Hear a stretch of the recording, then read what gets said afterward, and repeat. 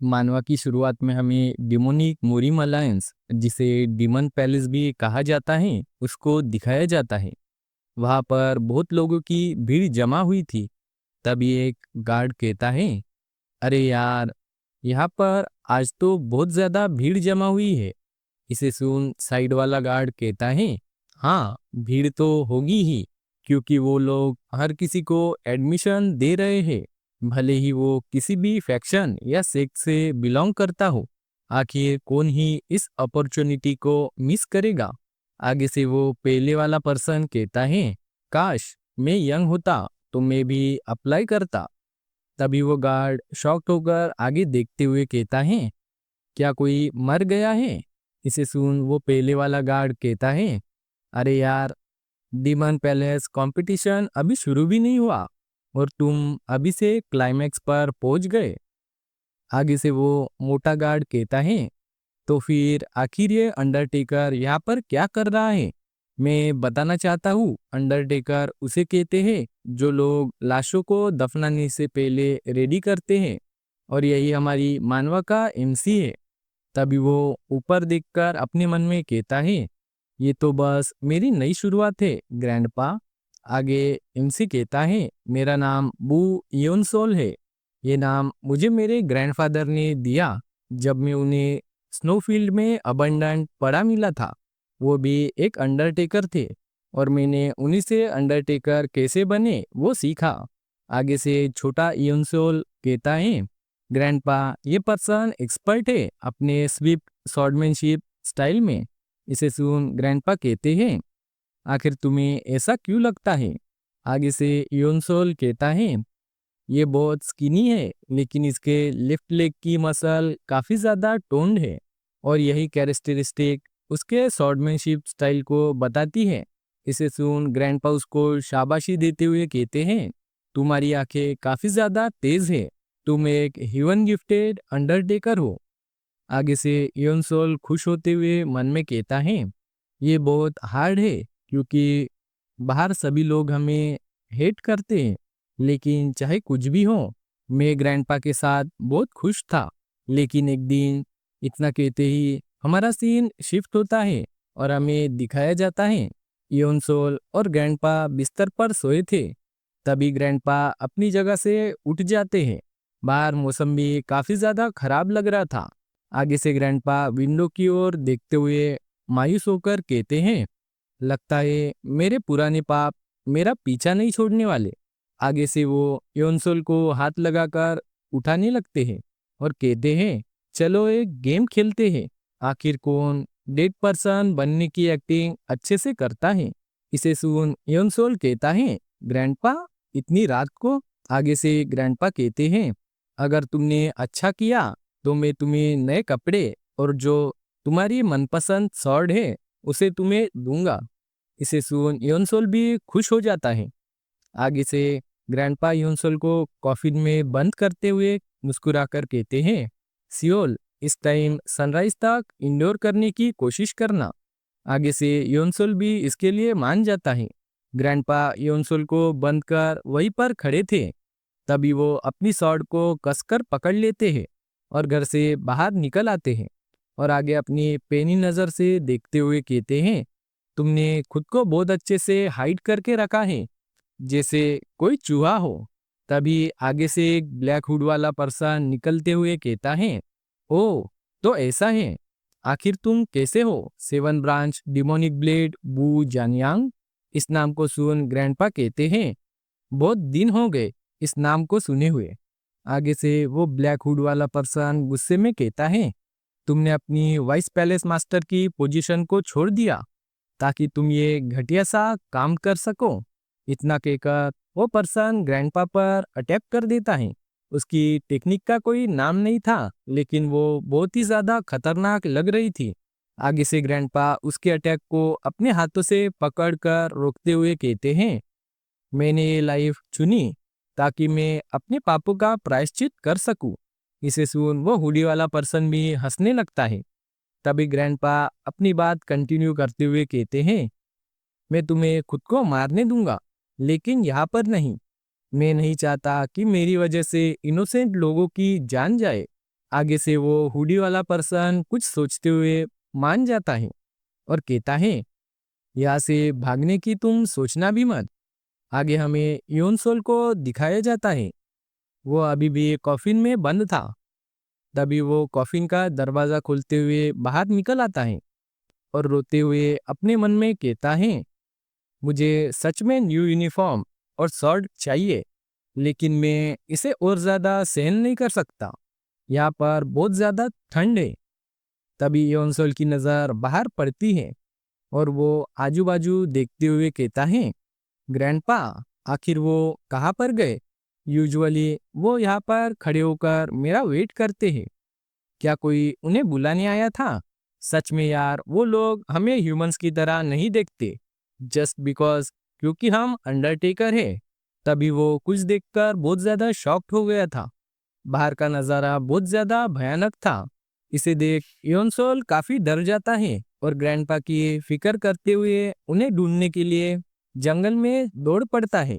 आगे वो कुछ देखकर बहुत ज्यादा शॉक्ड हो गया था। ग्रैंडपा बहुत ज्यादा बुरी हालत में वहां पर पड़े थे। उनकी ऐसी हालत को देख योनसोल चिल्लाते हुए पास चला जाता है और कहता है, ग्रैंडपा, आखिर आपकी ऐसी हालत किसने की? आगे से ग्रैंडपा कहते हैं, सियोल, क्या ये तुम हो? इसे सुन योनसोल कहता है, हाँ ग्रैंडपा, ये मैं हूँ। लेकिन आपको ये क्या हुआ? आगे से ग्रैंडपा कहते हैं, मुझे लगता है मेरे जाने का टाइम आ गया। अगर मैं मर गया तो तुम ये अंडरटेकर का काम मत करना और अपनी लाइफ खुशी से जीना। आगे से योनसोल कहता है, आप चुप हो जाओ, आपको कुछ नहीं होगा ग्रैंडपा। आगे से ग्रैंडपा कहते हैं, मेरी बात ध्यान से सुनो, कभी मेरा बदला लेने के बारे में मत सोचना। इसे सुन यूनसोल के आंखों में आंसू आ गए थे और वो अपने दांत बीचते हुए गुस्से में कहता है, नो ग्रैंडपा, उन लोगों ने आपकी ये हालत की, मैं उन्हें कभी माफ नहीं करूंगा। अगर ऐसा नहीं तो मैं भी आपके साथ ही आऊंगा। आप हमेशा कहते थे इस जगह और हिल में कोई डिफरेंस नहीं है। मैं आपके बिना यहाँ रहने से अच्छा हिल में रहना पसंद करूंगा। आगे से दर्द में कराते हुए ग्रैंडपा कहते हैं, मुझे लगा मरने के बाद मैं शांति से रहूंगा। योनसोल, ये मेरी लास्ट विश है। प्लीज तुम यहाँ से बहुत दूर चले जाओ और जितने भी पल हमने साथ गुजारे वो मेरी लाइफ के सबसे हसीन पल थे। तभी ग्रैंडपा मरकर धड़ाम से जमीन पर जाकर गिरते हैं। उन्हें ऐसा देख योनसोल कुछ सोच नहीं पाता कि आखिर अभी ये हुआ क्या, और वहीं पर खड़ा था। आगे हमें योनसोल के लाइफलेस आंखें और इमोशनलेस चेहरे को दिखाया जाता है। वो ग्रैंडपा को टेबल पर लिटाकर साइड में खड़ा था। आगे योनसोल कहता है, ग्रैंडपा, आपने मुझे रिवेंज लेने को मना किया क्योंकि आप मुझे प्रोटेक्ट करना चाहते थे, और बहुत ज्यादा गुस्से में कहता है, लेकिन इस बार मैं आपकी बात नहीं मानूंगा। मैं उन सभी कमीनों को चुन चुन कर मार डालूंगा। आगे वो ग्रैंडपा की बॉडी को एग्जामिन करते हुए कहता है, उनके हाथों को डेफिनेटली सेम टाइम पर काटा गया और वो अटैक ऊपर से नीचे की तरफ किया गया, और ये काफी रेयर मूव है। और उससे भी ज्यादा अजीब, उसने बीच में ही अपने मुंह को चेंज कर दिया ताकि वो ग्रैंडपा की आंखों पर अटैक कर सके। इस टाइप की strange short technique demonic path वालों के ही हो सकती हैं। इस तरीके के वाउंड टियानजू योगा टेक्निक से ही किए जा सकते हैं, और उनके बैक पर हिडन वेपन के टोटल 93 कट्स हैं। यहाँ तक कि स्काईफुल ऑफ फॉलिंग फ्लावर टेक्निक में भी 66 अटैक होते हैं। लगता है उसने किसी ऐसे वेपन का यूज किया जो एक ही टाइम पर हंड्रेड्स ऑफ अटैक को कर सकता है। और ग्रैंडपा की जीभ और नाखून भी कलरलेस हो गए हैं, और ये सिर्फ किसी लीथल पॉइजन से हो सकता है। एक ऐसा पॉइजन जिसे पुट्रीड फ्लेश और ब्लड रोटन हो जाता है। और आगे से योनसोल कहता है, एक ऐसा डिमोनिक पाथ वाला पर्सन जिसने टियानजू योगा टेक्निक को सीखा हुआ है और वो हाई कैलिबर के हिडन वेपन को यूज करता है, और उसी के साथ लीथल पॉइजन जिसकी वजह से फ्लेश और ब्लड सड़ जाता है। इस टाइप के लोग बहुत ज्यादा कम होंगे। चाहे जो हो जाए मैं उन सबको ढूंढ निकालूंगा। तभी हमारा फ्लैशबैक खत्म हो जाता है और हमें योनसोल को दिखाया जाता है। वो गेट पर अपने नाम की एंट्री कर रहा था। तभी आगे से वो गार्ड कहता है, आखिर ये बम्पकिन सेक्ट और जानियंग क्लैन कहाँ पर है? आगे से वो चिल्लाते हुए योनसोल से कहता है, अगर तुम अपना फिंगरप्रिंट नहीं देना चाहते तो यहाँ से वापस जा सकते हो। तभी वो कुछ देख बहुत ज्यादा शॉक्ड हो गया था। योनसोल ने दांतों से अपनी उंगली को काट लिया था। आगे वो अपने खून से फिंगरप्रिंट लगाते हुए अपने मन में कहता है, जब से ग्रैंडफादर मुझे छोड़कर चले गए मेरी लाइफ पूरी तरह से तबाह हो गई और मेरे पास रिवेंज को छोड़कर अब कुछ बचा नहीं है। और ये कंपटीशन यही बनेगा मेरा first step toward my revenge. आगे हमें बताया जाता है, ऑर्थोडॉक्स और अनऑर्थोडॉक्स एक ये मुस्लिम वर्ल्ड के दो पावर्स हैं और उनके बीच सदियों से फाइट चली आ रही है। ऑर्थोडॉक्स सेक्ट जो जस्टिस और राइटियस है वो मुस्लिम अलायंस के साथ है, और अनऑर्थोडॉक्स सेक्ट जो सिर्फ पावर को ही वर्शिप करता है। और इन्हीं दो फोर्सेस ने काफी लंबे समय से मुस्लिम वर्ल्ड में बैलेंस बनाए रखा है। लेकिन ऑर्थोडॉक्स सेक्ट ने खुद को पुश कर 18 मार्शल मास्टर का क्रिएशन कर दिया। मुस्लिम अलायंस के इस नए खतरे की वजह से निमन पैलेस ने अपनी पावर को एडवांस करने का डिसाइड किया और वहीं से 10 डिमन मास्टर्स के क्रिएशन की शुरुआत हुई। उन्होंने ये डिक्लेयर कर दिया वो 10 टैलेंटेड बच्चों का सिलेक्शन करेंगे और उन्हें 10 डिमोनिक सेक्ट की मार्शल आर्ट को सिखाया जाएगा। और इसी बात को सुन बहुत सारे यंग लोग आज यहाँ डिमोनिक पैलेस में इकट्ठा हुए हैं। आगे हमें उन सभी कॉम्पिटिटर्स को दिखाया जाता है। योनसोल उनके साइड से जाते हुए मन में कहता है, मुझे कुछ लोगों में से फॉर्मिडेबल ऑरा सेंस हो रही है। उनमें से कुछ मेरे ग्रैंडफादर के किलर के साथ एसोसिएटेड हो सकते हैं। वो किलर एक ऐसा मार्शल मास्टर है जिसकी कैपेबिलिटीज को मैं जज भी नहीं कर सकता। उस जैसे पर्सन से रिवेंज लेने के लिए मुझे भी उसके लेवल तक पहुंचना होगा और उसके लिए मुझे one of the 10 demon masters में से एक बनना होगा, क्योंकि यही एक रास्ता है जिसकी मदद से मैं जल्द से जल्द स्ट्रॉन्गर बन सकता हूँ। आगे हमें कुछ बच्चों को दिखाया जाता है जो कि अपने आगे कुछ देख बहुत ज्यादा शॉक्ड हो गए थे। उनके सामने एक बहुत ही खतरनाक अपीयरेंस वाला मास्टर और उसके कुछ साथी आकर खड़े हो गए थे। आगे से वो मास्टर कहता है, मेरा नाम हेड इंस्ट्रक्टर योग रियून्यूंग है। उसका नाम सुन बच्चे खुसफुसाते हुए कहते हैं, क्या यही वो famous gold dagger blood I है? तभी आगे से वो हेड इंस्ट्रक्टर कहता है, आज यहाँ पर पूरे डिमन सेक्ट में से ग्रेटेस्ट प्रोडिजीज को आइडेंटिफाई किया जाएगा। जो लोग हमारे सारे ट्रायल को पास कर पाएंगे सिर्फ वही one of the 10 demon masters बन पाएंगे। तुम्हारे फर्स्ट ट्रायल में डिमन पैलेस के मार्शल मास्टर तुम्हारे फिजिकल एप्टीट्यूड को चेक करेंगे। इस बात को सुन बाकी कैंडिडेट्स चिल्लाते हुए कहते हैं, आखिर ये किस टाइप का ट्रायल है और कंपटीशन का क्या हुआ? आगे से वो डिमन पैलेस के मार्शल आर्टिस्ट सभी कैंडिडेट को चेक करने लगते हैं और जिनका भी फिजिकल एप्टीट्यूड ठीक है उन्हें पास कर देते हैं। तभी पीछे खड़ा योनसोल अपने मन में कहता है, अगर तुमने फिजिकल एप्टीट्यूड को पास कर दिया तो तुम नेक्स्ट ट्रायल में जा सकते हो। आगे से एक मार्शल आर्टिस्ट योनसोल की तरफ ही आने लगता है और योनसोल का हाथ पकड़कर अपने मन में कहता है, ये बच्चा तो काफी ज्यादा खराब हालत में है। मुझे यकीन नहीं हो रहा उसने कंपटीशन में पार्टिसिपेट करने का सोचा। तभी वो योनसोल की आंखों की तरफ देखते हुए कहता है, लेकिन इसका यह किलिंग इंटेंट काफी ज्यादा खतरनाक है, लेकिन मैं इसको पास नहीं कर सकता। और वहां से चला जाता है। उसे जाता देख आगे से योनसोल अपने मन में कहता है, मुझे लगा ही था यही होगा। आज तक मैंने जो भी सीखा है वो सिर्फ लाशों को ही देखते हुए सीखा है। मुझे नहीं लगता मैं इस टेस्ट को पास कर पाऊंगा, लेकिन ये मेरा एंड नहीं हो सकता। तभी अनाउंसमेंट होती है, फर्स्ट ट्रायल खत्म हो गया है। इसे सुन एक बच्चा चिल्लाते हुए कहता है, ये काफी ज्यादा अनफेयर है। अगर फिजिकल एप्टीट्यूड को ही देखकर 10 डिमंस का सिलेक्शन करना था तो फिर इस कंपटीशन को होस्ट करने का क्या ही मतलब। उसकी बात को सुन, हेड इंस्ट्रक्टर कहता है, मार्शल आर्ट सीखने के लिए तुम्हारी मसल और बोन्स मोस्ट इम्पोर्टेंट थिंग है। तुम एक ऐसी बेसिक स्टैंडर्ड को भी पास नहीं कर सकते और अब किस बात की कंप्लेंट कर रहे हो। आगे से वही बच्चा कहता है, लेकिन हमें भी एक अपॉर्चुनिटी मिलनी चाहिए। इसको सुन वो हेड इंस्ट्रक्टर अपनी एनर्जी को रिलीज करते हुए कहता है, डोंट वरी, सेकंड ट्रायल में उन लोगों को पिक किया जाएगा जिनके पास पुअर फिजिकल एप्टीट्यूड है लेकिन वो मार्शल आर्ट को सीख सकते हैं।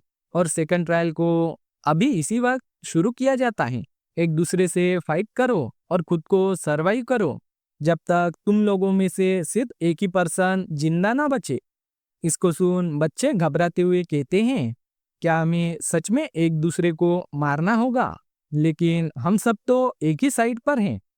आगे से वही बच्चा कहता है, अगर ऐसी बात है, चाहे वो मेरे लिए अच्छा हो या बुरा, पर अगर मुझे किसी को मारना होगा तो वो तुम हो। इतना कहकर वो अपने स्पीयर को पकड़कर फेंकते हुए कहता है, मैं आज तुम्हें जान से मार डालूंगा। आगे से आ रहे उस अटैक को देख योनसोल भी काफी ज्यादा घबरा जाता है। आगे हमें दिखाया जाता है, उस लड़के ने अपना भाला फेंक कर मारा था। वो सीधा योनसोल के साइड में जो लड़की खड़ी थी उसके सीने में जाकर धंसता है।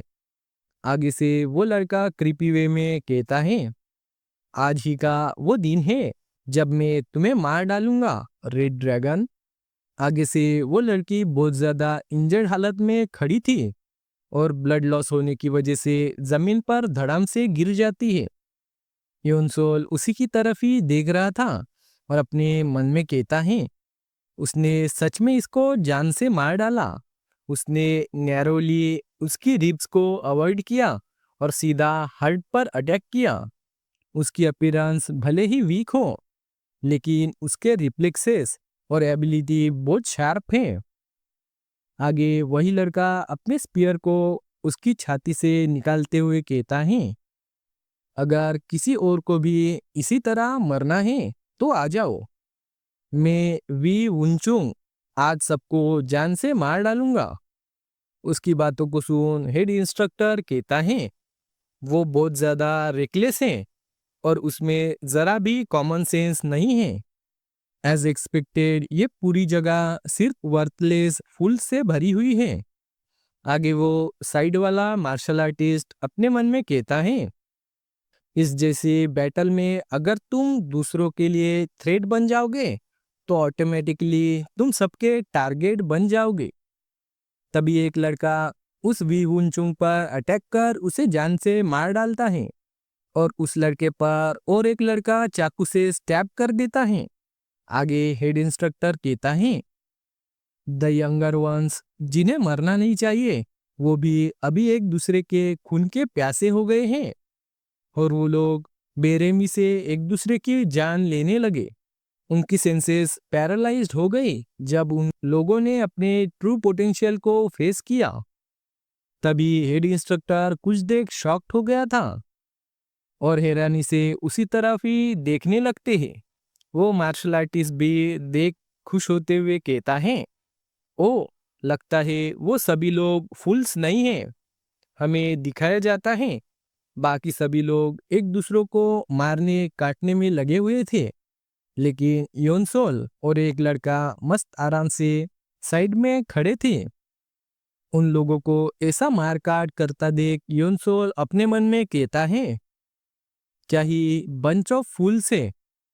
They lost themselves to the fear of death और बिना सोचे एक दूसरे को मारने लगे। जबकि हेड इंस्ट्रक्टर योक रियोनुंग ने कमांड दिया था कि सर्वाइव करो जब तक सिर्फ एक ही बचा रहे। इसका मतलब इम्पोर्टेंट थिंग किलिंग नहीं बल्कि सर्वाइविंग है। मैं अपनी सर्वाइवल की गारंटी दे सकता हूँ अगर मैं अच्छे से सोचूं और कोल्डली एक्ट करूं। और अपनी पास्ट मेमोरीज को याद करते हुए कहता है, चाहे कुछ भी हो जाए मुझे सरवाइव करना होगा। आगे हमें एक लड़के को दिखाया जाता है जो कि अपने लोहे की चेन पर लगे मेटल बॉल को घुमाते हुए बाकी सभी को मार रहा था। तभी उसकी नजर योनसोल पर पड़ती है और वो कहता है, आखिर ये कौन है? देखने से तो बहुत ज्यादा पथेटिक है। क्या वो अब तक शैडो में छुपा हुआ था? लेकिन योनसोल आगे से डेड बॉडी को ही इंस्पेक्ट करते हुए टेक्निक की बारीकियों को जान रहा था। आगे से वो लड़का अपने वेपन से अटैक करते हुए कहता है, मैं तुम्हें अपने हाथों से मार डालूंगा। उसका अटैक सीधा योनसोल की तरफ ही आगे बढ़ रहा था, लेकिन उसका अटैक योनसोल के बालों को छूते हुए साइड में जाकर हिट होता है। आगे से वो लड़का हंसते हुए कहता है, आखिर वो बॉक्स क्या है तुम्हारे पास? क्या तुम कोई पेडलर हो या फिर कोई टेम्पर रिलिक्स है उसमें? लेकिन योनसोल कुछ नहीं बोलता और अपनी पास्ट मेमोरीज को याद कर रहा था। वो उस न्यू जोड़ी कपड़े और एक शर्ट के सामने खड़ा था। उसके हाथ में एक लेटर था जो कि ग्रैंडपा ने उसको बर्थडे विश करते हुए ये दोनों चीजें गिफ्ट की थी। इस बात को याद कर योनसोल बहुत ज्यादा गुस्से में भड़क उठता है और अपनी शर्ट को लेकर खड़ा होने लगता है। आगे से वो लड़का अपना अटैक रेडी करते हुए कहता है, लगता है अब तुम गिव अप करने वाले हो।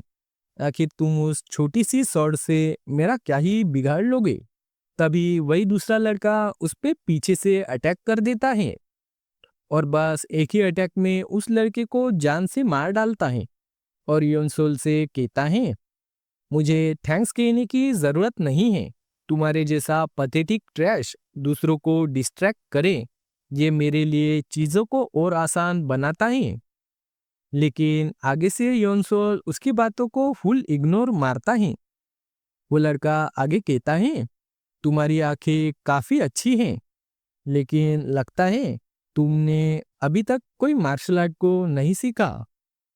और पीछे से आ रहे लड़के पर बिना देखे अटैक करते हुए कहता है, मैं तुम्हारे जैसे चींटी को कभी भी मसल सकता हूँ। उसकी बातों को सुन योनसोल उसकी तरफ देखने लगता है। तभी हेड इंस्ट्रक्टर कहता है, वो लड़का एक्सटर्मिनेशन स्वॉर्ड को पकड़े हुए हैं। आखिर वो ब्लैक सोल स्वॉर्ड की लेगेसी को क्यों लिए हुए है जो कभी स्ट्रॉन्गेस्ट वंडरर स्वॉर्डमैन की थी?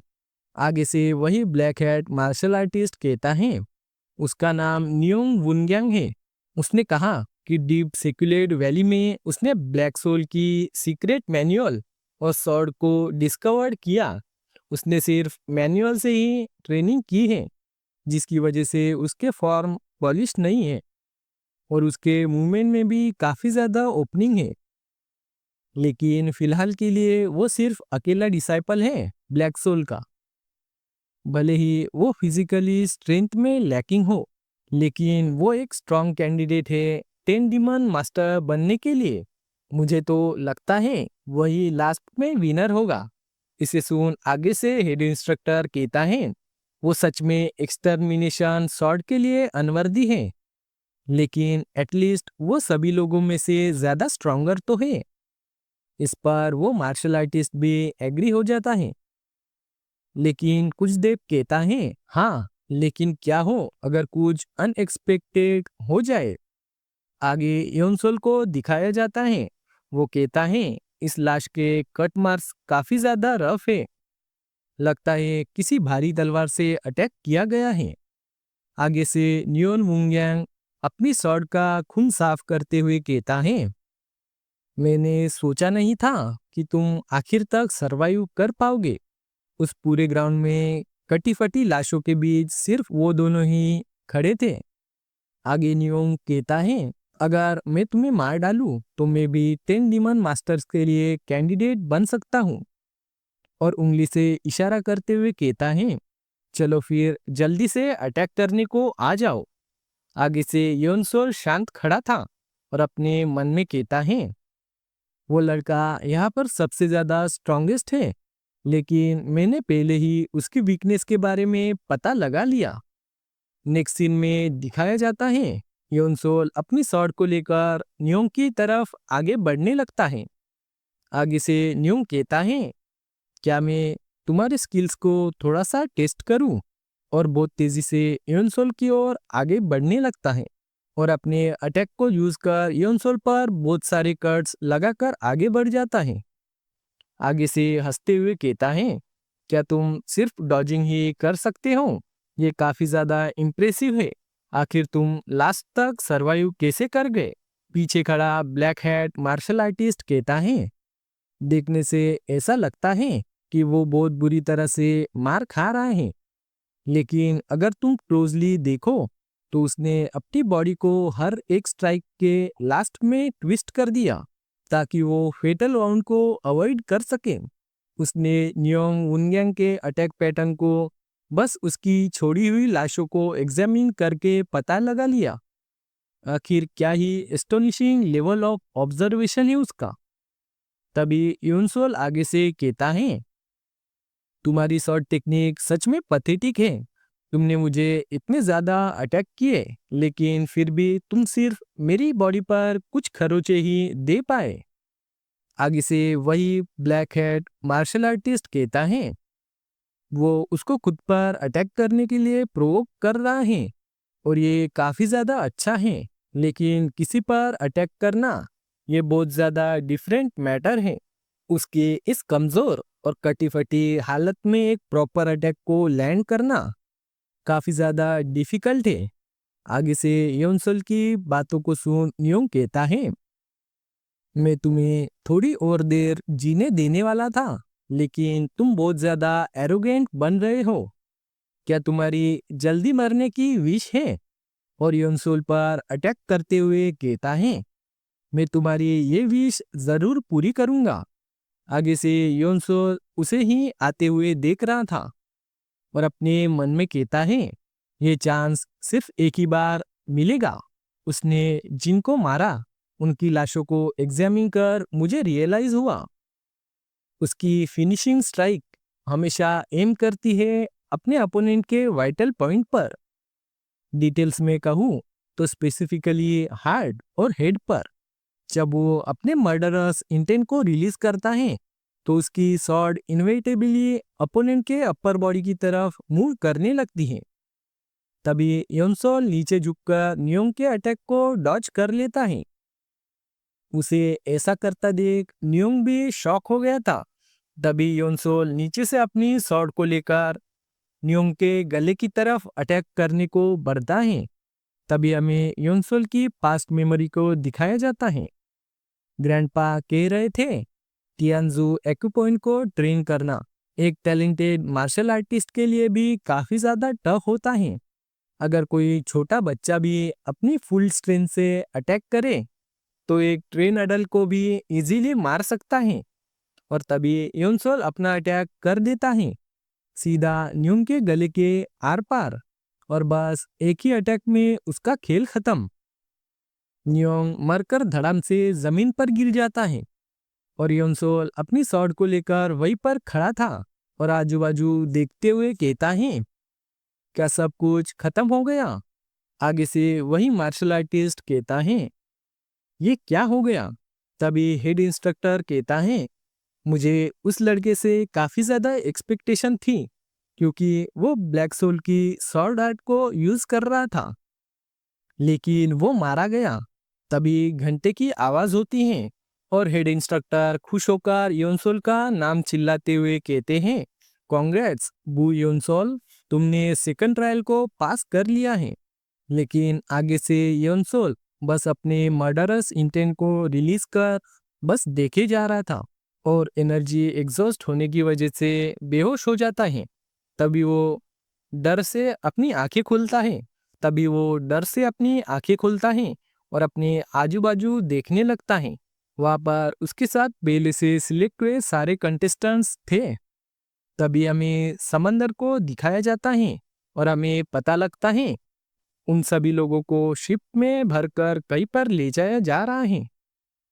आगे से योनसोल होश में आकर अपने मन में कहता है, क्या मैं ब्लड लॉस होने की वजह से बेहोश हो गया था? मेरी इंजरीज काफी ज्यादा थी, लेकिन अभी मुझे कोई भी पेन फील नहीं हो रहा। क्या उस रिनोड फिजिशियन उसे डिमोनिक पैलेस ने बुलाया था? चलो उस बात को साइड में रखते हैं। ये जो लोग यहाँ पर हैं, उनकी बॉडी काफी ज्यादा वेल ट्रेन है और कुछ फेसेस काफी ज्यादा फेमिलियर हैं। क्या ये वो लोग हैं जिन्होंने पहले ट्रायल को पास किया है? वो लोग सभी मुझे घूरकर देख रहे हैं।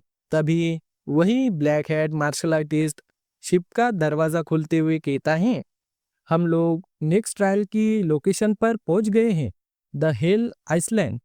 और वो जगह सुनहरे लाल रंग में काफी ज्यादा खतरनाक लग रही थी, जैसे सच में नरक हो।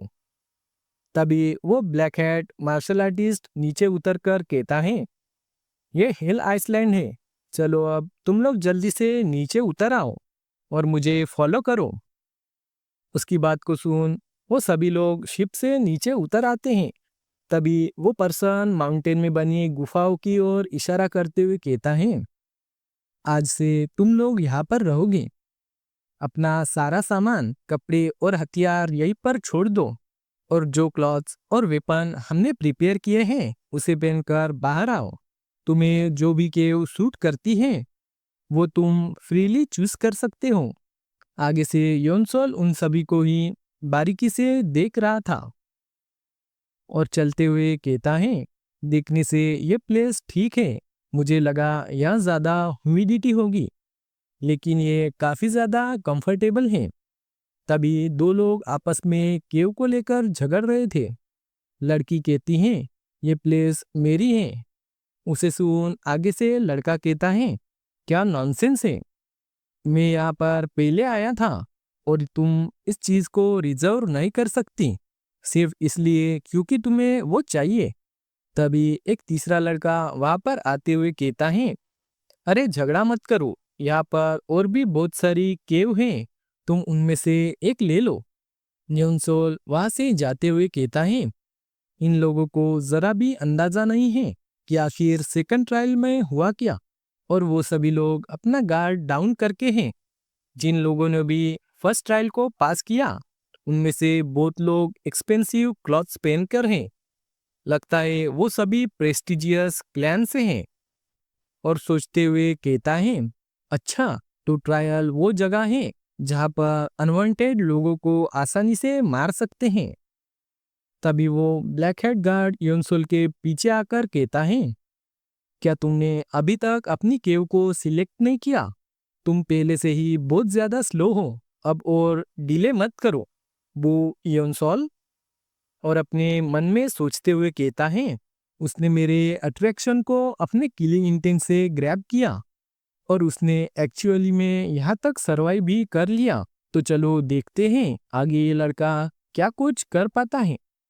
और योनसोल से कहता है, हमारे पास ज्यादा टाइम नहीं है, तो जल्दी से चूज करो।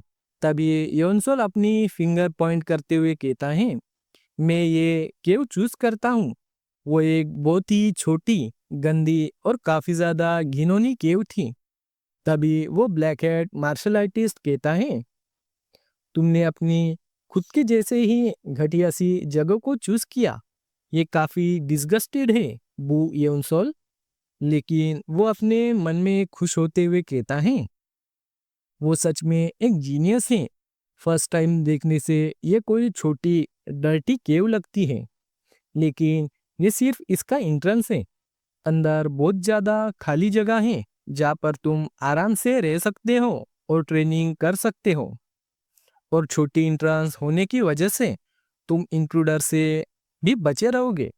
ज्यादातर लोग इसकी एंट्रेंस को देख मना कर देते हैं, लेकिन ये लड़का कुछ अलग है और वहां से जाते हुए कहता है, चलो जाओ, जल्दी से खुद को रेडी कर लो। आगे योनसोल अपनी यूनिफॉर्म लगाकर रेडी हो गया था और सच में वो बहुत ही ज्यादा हैंडसम लग रहा था। आगे वो सभी लोग लाइन में खड़े हो जाते हैं और वो ब्लैक हेड पर्सन अनाउंस करते हुए कहता है, मैं तुम्हें बताऊंगा कि आखिर तुम्हें अब क्या करना है।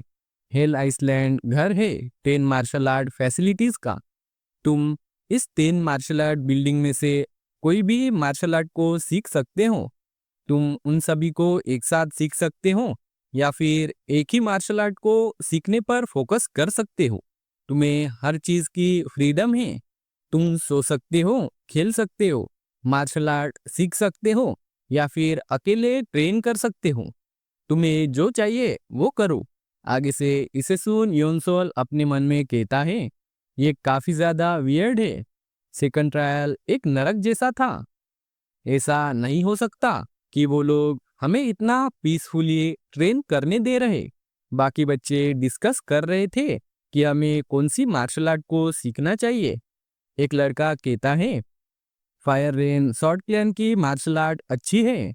मैंने सुना है कि वो सबसे स्ट्रॉन्गेस्ट है। आगे योनसोल कहता है, वो सभी लोग एक ही प्लेस की तरफ जा रहे हैं, the fire rain short sect. मैंने सुना है कि वो डिमोनिक सेक्ट में सबसे ज्यादा पावरफुल है। ऐसी सेक्ट की मार्शल आर्ट सीखना काफी ज्यादा यूजफुल होगा, लेकिन ये मेरे लिए सेम नहीं है क्योंकि मैंने अभी तक मार्शल आर्ट को सीखा नहीं है। तभी योनसोल कुछ सोचते हुए दूसरी तरफ चला जाता है और वो एक झोपड़ी के आगे आकर रुक जाता है और आगे देखते हुए कहता है, क्या मैं सही जगह पर आया हूँ? The wandering beast pavilion. वो लोग 10 डिमन सेक्ट में बेयरली स्टैंड करते हैं, लेकिन वो फिर भी डिमन सेक्ट में शामिल हैं। इसका रीजन उनकी स्ट्रॉन्गेस्ट मार्शल आर्ट मास्टर को प्रोड्यूस करने की हिस्ट्री।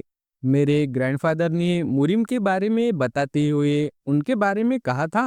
इसी के लिए मैं यहाँ पर आया हुआ हूँ।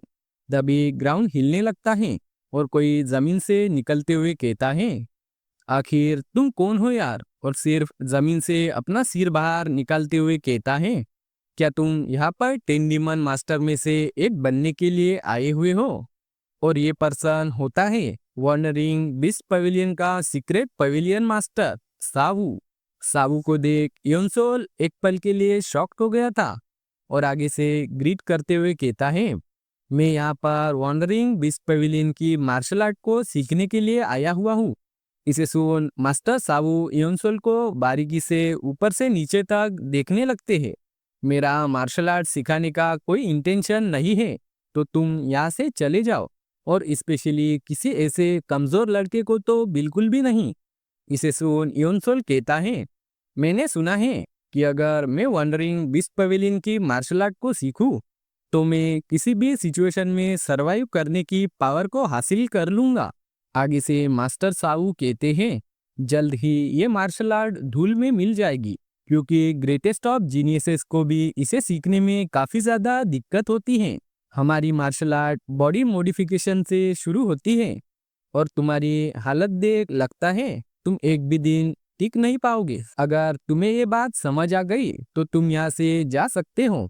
इसे सुन योनसोल घुटनों के बल झुक जाता है और कहता है, आप मुझे सिखाने के लिए एग्री हो गए तो मैं मेरे न्यू मास्टर को मेरी रिस्पेक्ट शो करता हूँ। योनसोल को ऐसे देख मास्टर साबू कहता है, क्रेजी ब्रैड, और जमीन से बाहर निकलते हुए कहता है, ठीक है, मैं तुम्हें सिखाऊंगा, लेकिन तुम कंफ्यूज्ड मत होना। मैं तुम्हें सिर्फ इसीलिए सिखा रहा हूँ क्योंकि ये डीमन पैलेस का ऑर्डर है।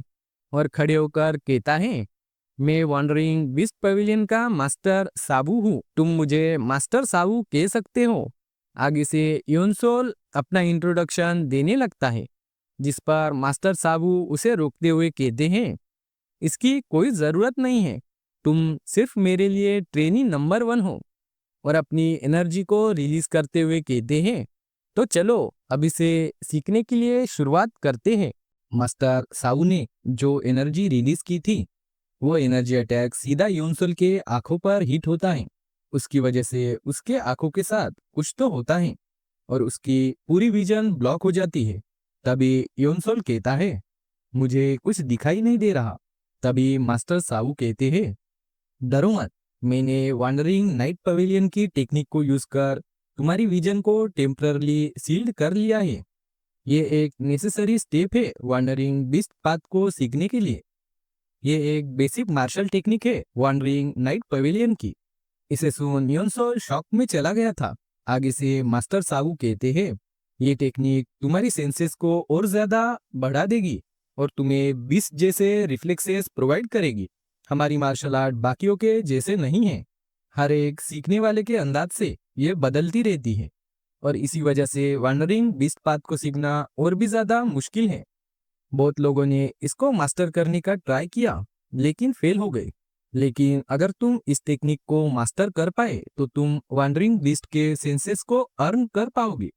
लेकिन बहुत से लोग इस पॉइंट तक पहुंचने से पहले ही मारे जाते हैं। तुम्हें इस लैक ऑफ विजन में खुद को ढालना होगा।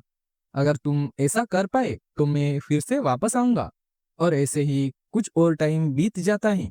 घबराए हुआ युनसोल अपने मन में कहता है, मुझे लगा मेरी विजन जाने के बाद मेरी बाकी सेंसेस शार्पर हो जाएगी, लेकिन मुझे ऐसा फील नहीं हो रहा।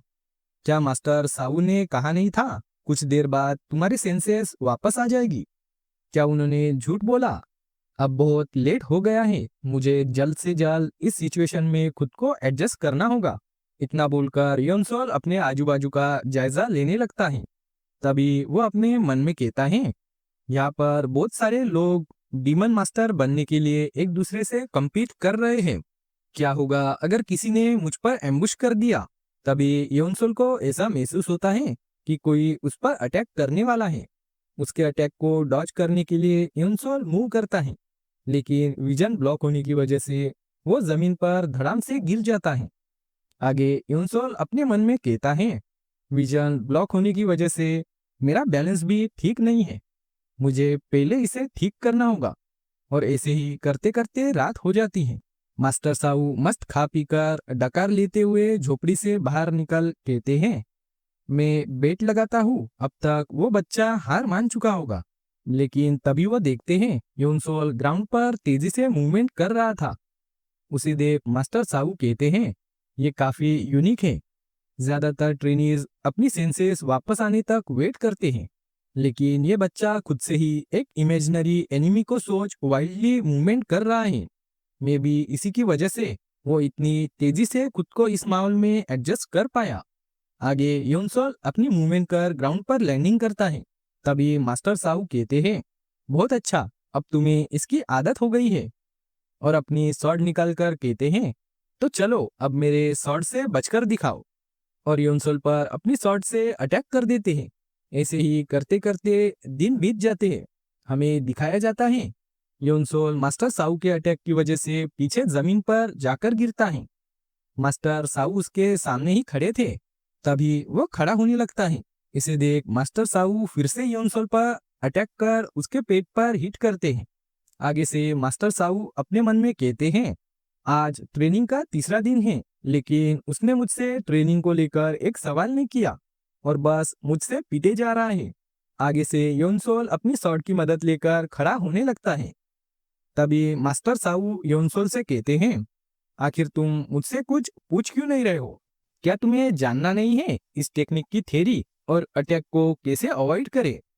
इसे सुन योनसोल कहता है, आपने कहा था कि वंडरिंग नाइट पवेलियन का एसेंस खुद से इनलाइटमेंट को हासिल करना है, तो मुझे लगा आप जो कुछ भी कर रहे हो उसके पीछे कोई ना कोई रीजन जरूर होगा।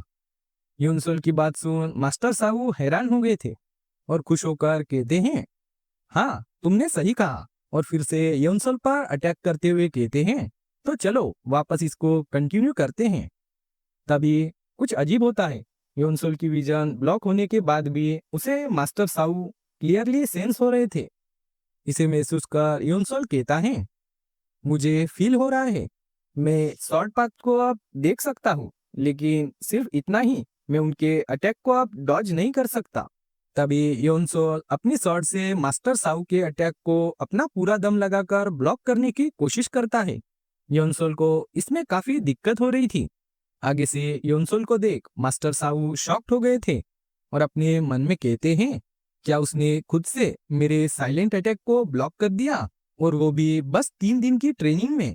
तभी मास्टर साहू योनसोल को पीछे झटक देते हैं और योनसोल घसीटते हुए पीछे जाकर गिरता है और अपने मन में कहता है, मुझे लगता है मैं उनके अटैक को अभी प्रॉपरली ब्लॉक नहीं कर सकता। तभी मास्टर साहू योनसोल की तरफ एक बोतल फेंकते हुए कहते हैं, इसे जल्दी से पी लो। आगे से योनसोल इसके लिए मास्टर साहू को थैंक यू कहता है और बोतल को पीने लगता है। तभी वो कुछ महसूस कर कहता है, ये कोई नॉर्मल वाटर नहीं है। इसे पीते ही सडनली मेरी बॉडी में एनर्जी आ गई और मुझे ऐसा लग रहा है जितना भी मेरा खून बह गया था वो वापिस आ रहा है। आखिर ये है क्या? आगे से मास्टर साहू कहते हैं, ये अल्टीमेट स्प्रिंग स्पिरिचुअल वाटर है जिसे मैंने अपनी पूरी लाइफ सेव करके रखा था, लेकिन मुझे लगता नहीं उसे ये देने से ये वेस्ट हो गया, क्योंकि अभी मैं किसी ऐसे one of the life time genius से मिला हूँ जिसका मैं पूरी लाइफ इंतजार कर रहा था। आगे हमें नेक्स्ट दिन को दिखाया जाता है। योनसोल और मास्टर साहू अपनी ट्रेनिंग कर रहे थे। तभी मास्टर साहू स्मिर्क करते हुए कहते हैं, अब मेरे इस अटैक को रोकने की ट्राई करो, और योनसोल पर अटैक कर देते हैं जिसे योनसोल नीचे झुककर डॉच कर लेता है। तभी मास्टर साहू योनसोल के पीछे जाते हुए कहते हैं, ये उतना भी खास नहीं था, और योनसोल पर पीछे से अटैक कर देते हैं जिसे योनसोल बिना देखे ही अपनी शॉट से ब्लॉक कर देता है और अपने मन में कहता है, क्या उन्होंने अपना अटैक करना रोक दिया? आगे से मास्टर साहू जोर जोर से हंसते हुए कहते हैं, मुझे यकीन नहीं हो रहा, जिसको मैं इतने टाइम ढूंढ रहा था वो पूरे टाइम मेरे सामने ही था। आगे से योनसोल कहता है, मेरी आंखें ठीक हो गई, अब मैं देख सकता हूँ। आगे से मास्टर साहू कहते हैं, बू योनसोल, तुम डीमन मास्टर बनने के बारे में भूल जाओ और मेरे पवेलियन के ऑफिशियल डिसाइपल बन जाओ। अगर तुम ऐसा करोगे तो मैं बस 10 सालों में तुम्हें डिमोनिक फैक्शन के टॉप 10 स्ट्रॉन्गेस्ट मास्टर में से एक बना दूंगा। मास्टर साहू की बात सुन योनसोल अपने मन में कहता है, वो मुझे डिमोनिक फैक्शन के one of the strongest martial master बना देंगे, और उनको देख लगता भी नहीं कि वो झूठ बोल रहे हैं। लेकिन ये बात क्लियर है कि ग्रैंडफादर को जिसने मारा वो पर्सन बहुत ज्यादा हाईली स्किल्ड है, और इस सिचुएशन में बस वॉन्डरिंग बिस्ट पवेलिंग की मार्शल आर्ट को सीख मैं सेटिस्फाइड नहीं हो सकता। और आगे मास्टर साहू से कहता है, मुझे डीमन मास्टर ही बनना है। योनसोल की बात सुन मास्टर साहू शॉक्ड हो गए थे और नाराज होते हुए कहते हैं, यह इम्पॉसिबल है। यहाँ तक कि ग्रैंड हेवनली डीमन एम्परर जिन्होंने अपनी खुद की मार्शल आर्ट को क्रिएट किया, उनके लिए भी यह आसान नहीं होगा। हर एक मार्शल आर्ट एक स्पेसिफिक फिजिक और एनर्जी को सूट करती है। तुम कितने भी टैलेंटेड क्यों ना हो, लेकिन तुम सिर्फ 2 या 3 मार्शल आर्ट को ही सीख पाओगे। आगे से योनसोल माफी मांगते हुए कहता है, मुझे फिर भी डीमन मास्टर ही बनना है। योनसोल की बात सुन मास्टर साहू अपने मन में कहते हैं, क्या उसका माइंड चेंज करने का कोई रास्ता नहीं है? और योनसोल से कहते हैं, ठीक है, मैं तुम्हें आज से डिफरेंट मार्शल आर्ट को सिखाऊंगा। इसे सुन योनसोल कहता है, लेकिन मैंने तो सिर्फ वॉन्डरिंग बिस्ट पवेलियन की बेसिक को ही सीखा है। आगे से मास्टर साहू कहता है, मेरे पवेलियन की मार्शल आर्ट किसी स्टेप या थ्योरी से नहीं सीखी जा सकती, और पीछे मुड़कर योनसोल पर अटैक कर देते हैं जिसे योनसोल अपनी शॉट से ब्लॉक कर देता है। और आगे से कहते हैं, तुम स्टार्टिंग से ही वॉन्डरिंग बिस्ट पाथ को प्रैक्टिस कर रहे हो। इस बात को सुन योनसोल कहता है, इसका मतलब उन्होंने जो भी शॉर्ट स्ट्राइक मुझ पर की वो एक्चुअली वाइल्ड बीस्ट पाथ के फॉर्म थे। इसके लिए योनसोल मास्टर साहू को थैंक यू कहता है।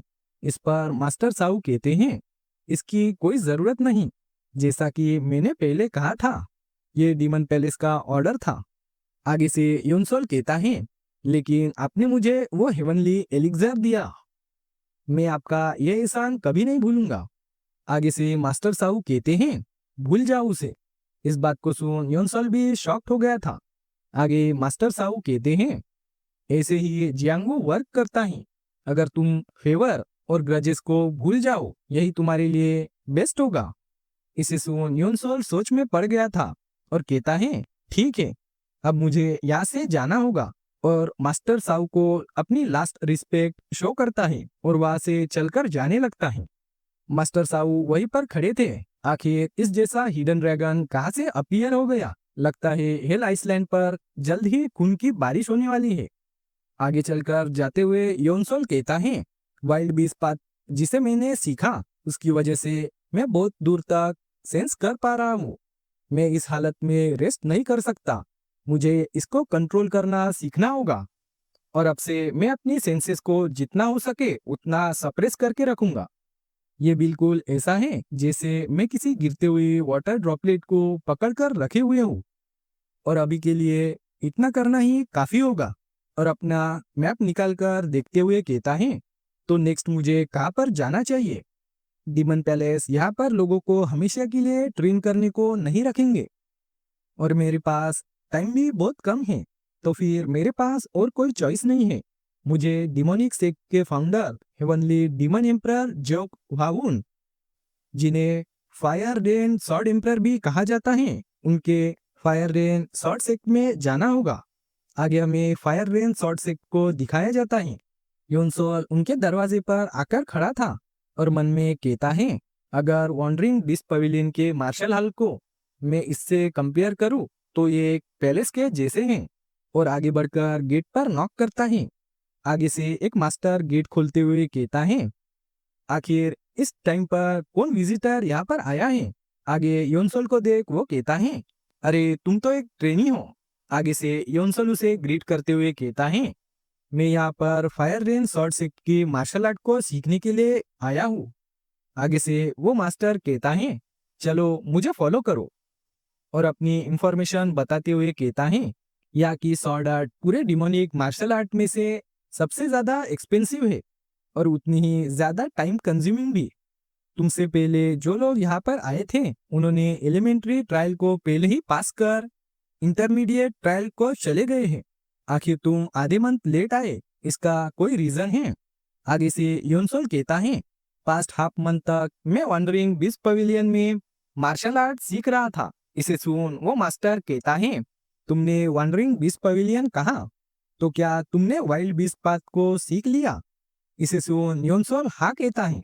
योनसोल की बात सुन वो मास्टर मन में कहता है, मुझे पता है ये लड़का जीनियस है, लेकिन फिर भी ऐसा नहीं हो सकता कि उसने बस आधे मंथ में वाइल्ड बीस्ट पाथ को सीख लिया। मुझे तो लगता है उस खुसट बुड्ढे साऊ ने इसे लात मारकर हकल दिया होगा।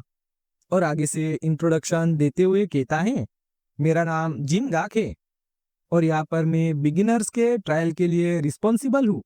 तुम मुझे इंस्ट्रक्टर कह सकते हो, लेकिन क्या तुम सच में फायर रेन सॉर्ड सेक्ट की मार्शल आर्ट को सीखना चाहते हो? अभी भी टाइम है, तुम कहीं और जा सकते हो। आगे से योनसोल कहता है, मुझे आपकी बात समझ आ गई, लेकिन फिर भी मुझे सिर्फ फायर रेन सॉर्ड सेक्ट के ही मार्शल आर्ट को सीखना है।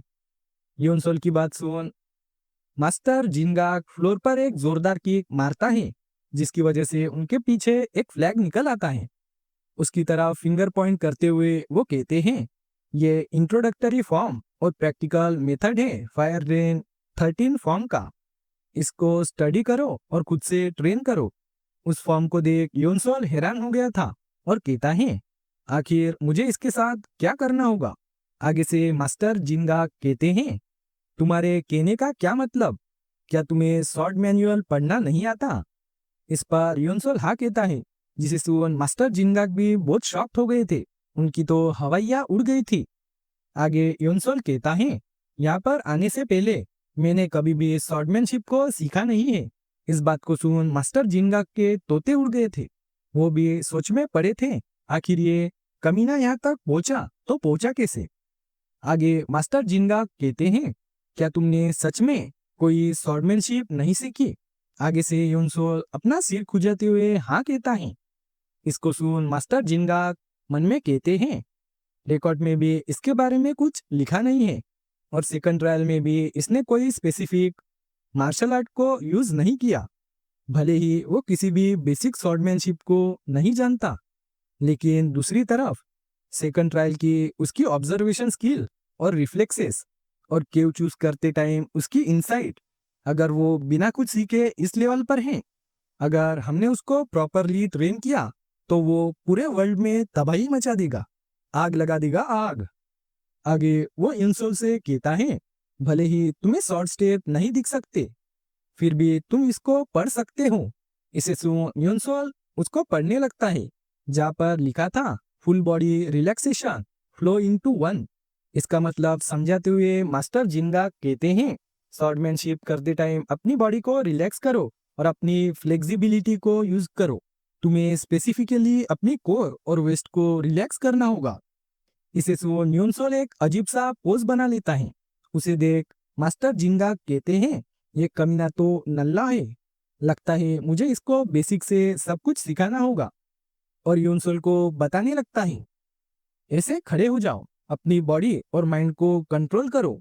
यूनसोल जल्द ही सही पोजीशन में खड़ा हो जाता है। आगे मास्टर जिंगा कहते हैं, उसका पोस्चर ठीक हो गया। और आगे कहते हैं, गुड, अब मैं तुम्हें फायर रेन 13 फॉर्म को इमीडिएटली सिखाऊंगा। और योनसोल को एक एक कर स्टेप बाय स्टेप पूरी टेक्निक को सिखाने लगता है।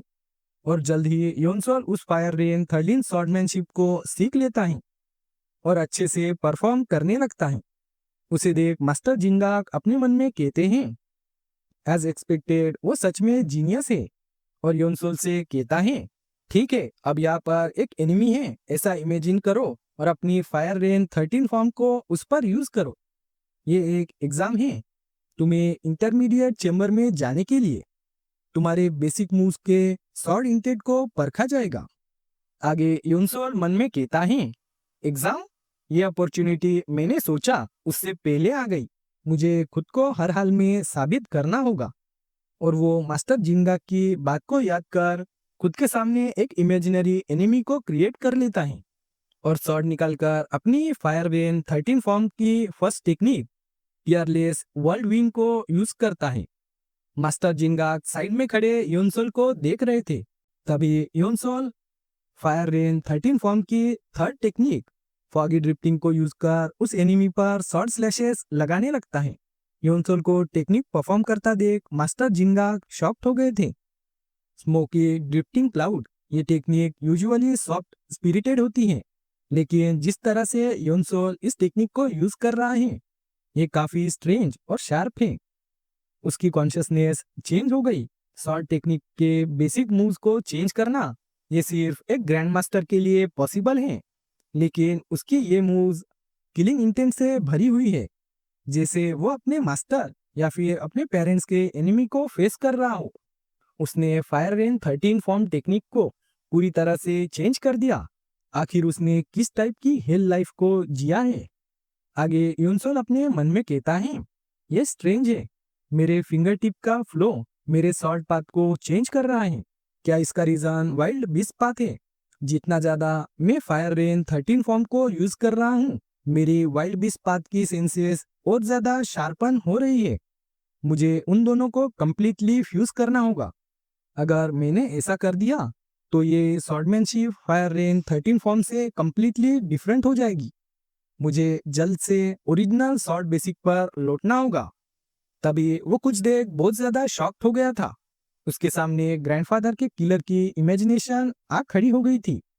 उसे देख योनसोल कहता है, ये वही कमीना है जिसने ग्रैंडफादर को मारा और बहुत ज्यादा गुस्से में आ गया था और अपने फायर रेन 13 फॉर्म के 7 टेक्निक ओवरटर्निंग 4 सीज को यूज कर उस पर अटैक कर देता है।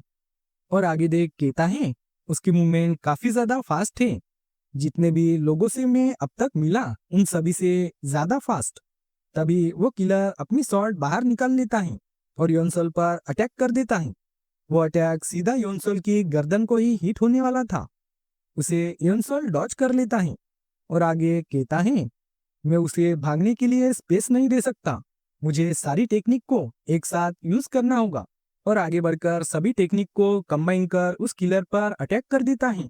योनसोल के सारे अटैक सीधा उसे ही हिट होते हैं, लेकिन उस किलर को कुछ फर्क नहीं पड़ता। तभी वो किलर फिर से अटैक करता है।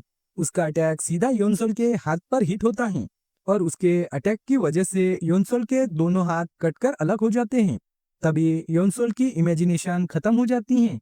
खौफ से योनसोल की पूरी बॉडी कांप रही थी और उसके हाथ से उसकी शॉट भी छूटकर गिर जाती है। योनसोल को ऐसे देख मास्टर जिंगा कहते हैं, वो हार गया और खुश होते हुए कहता है, तुम पास हो गए, जिसे सुन योनसोल भी हैरान हो गया था। आगे मास्टर जिंगा कहते हैं, एलिमेंट्री चेंबर में तुम्हारी शॉर्ट अंडरस्टैंडिंग और रियल फाइट में तुम्हारी फायर रेन 13 फॉर्म की एग्जीक्यूशन को देखा जाता है। तभी वो योनसोल की पड़ी शॉट को लात मारकर हवा में उछलकर पकड़ते हुए कहते हैं, तुमने इन सभी चीजों को प्रूव किया, इसलिए तुम पास हो गए। और योनसोल को शॉट पकड़ाते हुए कहते हैं, तुम्हारी फायर रेंज 13 फॉर्म इनक्रेडिबल है, अब तुम इंटरमीडिएट चेंबर में जा सकते हो। योनसोल इसे सुन एक पल के लिए सोच में पड़ गया था और मास्टर जिंगा को इस सभी के लिए थैंक यू कहता है। आगे से मास्टर जिंगा कहते हैं, ऐसे ही हार्ड वर्क करते हुए आगे बढ़ते रहो, लेकिन तुम्हारा शॉर्ट इंटेंट, स्पेसिफिकली कहूँ तो तुम्हारा किलिंग इंटेंट काफी ज्यादा स्ट्रांग है। अपने किलिंग इंटेंट के आगे खुद को कमजोर मत पड़ने देना। इसे सुन यूनसोल फिर से उन्हें ग्रीट कर चला जाता है। उसे वहां से जाता देख मास्टर जिंगा मन में कहते हैं, ये बात सच है कि उसने वाइल्ड बीस्ट पाथ को सीखा, क्योंकि उसकी लर्निंग स्पीड बाकियों के मुकाबले काफी ज्यादा है, लेकिन वो इंटरमीडिएट चेंबर की तरफ मेरी एक्सपेक्टेशन से बहुत ज्यादा पहले जा रहा है। तभी यूनसोल इंटरमीडिएट चेंबर का दरवाजा खोल अंदर आता है। तभी कोई कहता है, मैं नहीं जानता तुम कौन हो, लेकिन यहाँ की सारी स्पॉट पहले से फुल हो गई है, तो यहाँ से जल्दी से फूट लो। और ये पर्सन होता है चियोन वुंगयांग, इंटरमीडिएट ट्रायल का इंस्ट्रक्टर। यूनसियोल उन्हें रिस्पेक्ट देते हुए कहता है, मैं लेट हो गया क्योंकि मैं लास्ट 2 वीक से वॉन्डरिंग नाइट पवेलियन में ट्रेनिंग कर रहा था। इसे सुन मास्टर कहते हैं, ओह, मुझे तो लगा तुम एलिमेंट्री चैम्बर में टीचिंग ले रहे हो। और मन में कहते हैं, लगता है इसे उन लोगों ने लात मारकर हकाल दिया होगा। और यूनसियोल से कहते हैं, चलो ठीक है, जैसे कि तुमने एलिमेंट्री चैम्बर की टीचिंग पास कर ली तो तुम यहाँ पर बैठ सकते हो, लेकिन मुझे पता नहीं तुम इससे कितना सीख पाओगे। आगे वो इंस्ट्रक्टर बताने लगता है, फायर रेन थंडरिंग सोड रैपिड मूवमेंट से बना हुआ है। अगर तुम अपनी स्वॉर्ड के साथ उतने ज्यादा स्किल्ड नहीं हो तो तुम खुद को ही हर्ट कर लोगे। ये मार्शल आर्ट रियल कॉम्बैट में यूज करने के लिए काफी ज्यादा डिफिकल्ट है, बिल्कुल फायर रेन 13 फॉर्म जैसे। भले ही ये एक बेसिक मार्शल आर्ट हो, फिर भी तुम्हें इसे अच्छे से सीखना होगा। हमारा मेन फोकस विनिंग पर नहीं बल्कि खुद की स्किल को और ज्यादा शार्पन करना है। तभी वो आवाज लगाकर कहते हैं, बायोक हंसुंग, तुम यहां पर आगे आओ। खुद के डुअल फाइट के लिए एक अपोनेंट को चूज करो। इस पर वो पूछता है, क्या मैं किसी को भी फ्रीली चूज कर सकता हूं? इस पर मास्टर भी हाँ कहते हैं। इसे सुन वो यूनसियोल की तरफ उंगली पॉइंट करते हुए कहता है, मैं तुम्हें चूज करता हूं। इसे सुन मास्टर कहते हैं, लेकिन वो तो अभी यहां पर आया है। इस पर ब्योक हानसुंग कहता है, आपने ही कहा था कि मैं किसी को भी चूज कर सकता हूं। आगे से मास्टर कहते हैं, तुम कमीने, आखिर तुम उसके साथ फाइट करके क्या ही सीख पाओगे? तुम किसी और को चूज कर लो। तभी यूनसियोल कहता है, मैं उससे फाइट करने के लिए तैयार हूं। इसे सुन वो दोनों भी उसी की तरफ देखने लगते हैं। आगे यूनसियोल कहता है, मैं डुअल करूंगा। मैंने एलिमेंट्री ट्रायल चैम्बर में मास्टर जिन गग से स्वॉर्ड कैसे यूज करना वो सीखा हुआ है। अगर मैं इसके सामने फाइट करूं तो मैं फास्टर तरीके से सीख पाऊंगा। इसे सुन मास्टर मन में कहता है, ये लड़का अपनी आधी अधूरी सीखी एलिमेंट्री चैम्बर की स्किल्स को लेकर इतना ज्यादा ईगो दिखा रहा है। और एक गहरी सांस लेकर कहता है, ठीक है, अगर तुम्हें खुद पर भरोसा है और वैसे भी खुद की एबिलिटीज को पहचान पाना ये भी एक मार्शल आर्टिस्ट की खूबी है। मैं होप करता हूं कि तुम इतने स्किल्ड हो कि एडवांस चैम्बर में जा पाओ। यूनसियोल को अपने सामने स्वॉर्ड पकड़े देख हानसुंग कहता है, लगता है मेरा लक काफी ज्यादा अच्छा है जो मुझे ये मिल गया। वो दोनों एक दूसरे के सामने खड़े होकर ग्रीट करते हैं। आगे से ब्योक हानसुंग कहता है, बच्चे, तुम में काफी ज्यादा गट्स हैं, लेकिन तुम्हें बहुत कुछ चाहिए इस मुरिम वर्ल्ड में सरवाइव के लिए। और पागलों के जैसे हंसने लगता है। तभी उनकी फाइट शुरू हो जाती है। हानसुंग बड़ी तेजी से अपनी स्वॉर्ड लेकर यूनसियोल पर धावा बोल देता है और एक अटैक करता है जिसे यूनसियोल नीचे झुककर डॉज कर लेता है। इसे देख वो फिर से अटैक करते हुए कहता है, नॉट बैड, लेकिन उसके इस अटैक को भी यूनसियोल अपनी स्वॉर्ड की मदद से ब्लॉक कर देता है। अटैक रोके रखने में यूनसियोल को काफी तकलीफ हो रही थी। इसे देख हानसुंग मन में कहता है, ये सेंसेशन जब हमारी स्वॉर्ड्स आपस में टकराती है, लगता है वो कोई कंप्लीट बिगिनर नहीं है। तभी वो अपनी स्वॉर्ड से झटक यूनसियोल को पीछे हटा देता है और हंसते हुए कहता है, यूफल, मैं तुम्हें अब मेरी फायर रेन थंडरिंग स्वॉर्ड को दिखाता हूं।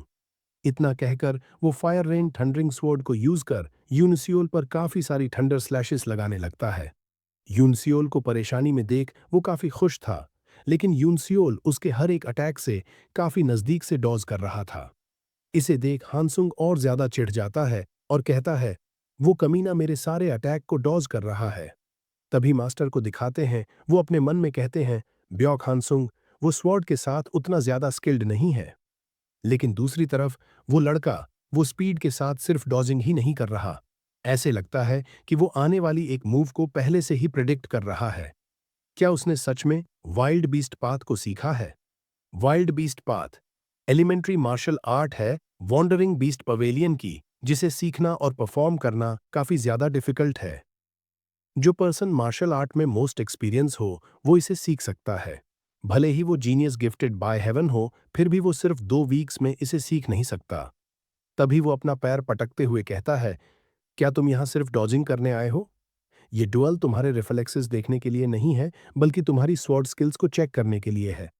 इसे सुन यूनिसियोल अपनी स्वॉर्ड को पकड़ अपना फाइटिंग स्टांस ले लेता है और आगे देख एक एनर्जी स्लैश कर देता है, रेड इंटरनल एनर्जी। किया वो अटैक। उसे देख बाकी सभी डिसाइपल्स शॉक्ड हो गए थे, लेकिन हानसुंग यूनसियोल के अटैक को काफी आसानी से डॉज कर लेता है। वो कहता है, फायर रेन 13 फॉर्म, क्या तुम बस यही कर सकते हो? तभी भीड़ में से एक लड़का कहता है, ये फायर रेन 13 फॉर्म से काफी ज्यादा अलग है। आगे से हानसुंग हंसते हुए कहता है, तुम्हारे ऐसे अटैक्स को मैं आंखें बंद करके भी डॉज कर सकता हूं। तभी यूनसियोल का अटैक बिल्कुल उसके कान के पास से बालों को चीरते हुए जाता है। इसे देख हानसुंग भी शॉक्ड हो गया। यूनसियोल के अटैक्स को रोकते हुए मन में कहता है, क्या ये सच में फायर रेन 13 फॉर्म है? कमीने, तू अब तक अपनी स्किल्स को हमसे छुपाए हुए था। क्या इसीलिए मुझे चिढ़ाने के लिए फायर रेन 13 फॉर्म के वेरिएंट को यूज कर रहा है? वो ये सब कर रहा है ताकि इंस्ट्रक्टर उसे नोटिस कर सके और वो एडवांस चैम्बर में जा सके। शिट, अगर ऐसे ही चलता रहा तो मैं हार जाऊंगा। तभी वो अपने दांतों को क्लिंच कर कहता है, सिर्फ मैं हूं जो यहां पे एडवांस में जाऊंगा। इतना कहकर वो अपने असुरा सोर्ड स्टाइल के ब्लड शैटरिंग स्ट्राइक को यूज कर यूनसियोल पर अटैक कर देता है। इसे देख मास्टर कहते हैं, ये तो असुरा स्वॉर्ड सेक्ट का लेथल मूव है। मैंने कहा नहीं था कि सिर्फ फायर स्वॉर्ड को यूज करो। लेकिन वो लड़का, उसने इस सिचुएशन में भी अपना बैलेंस बनाए हुए है।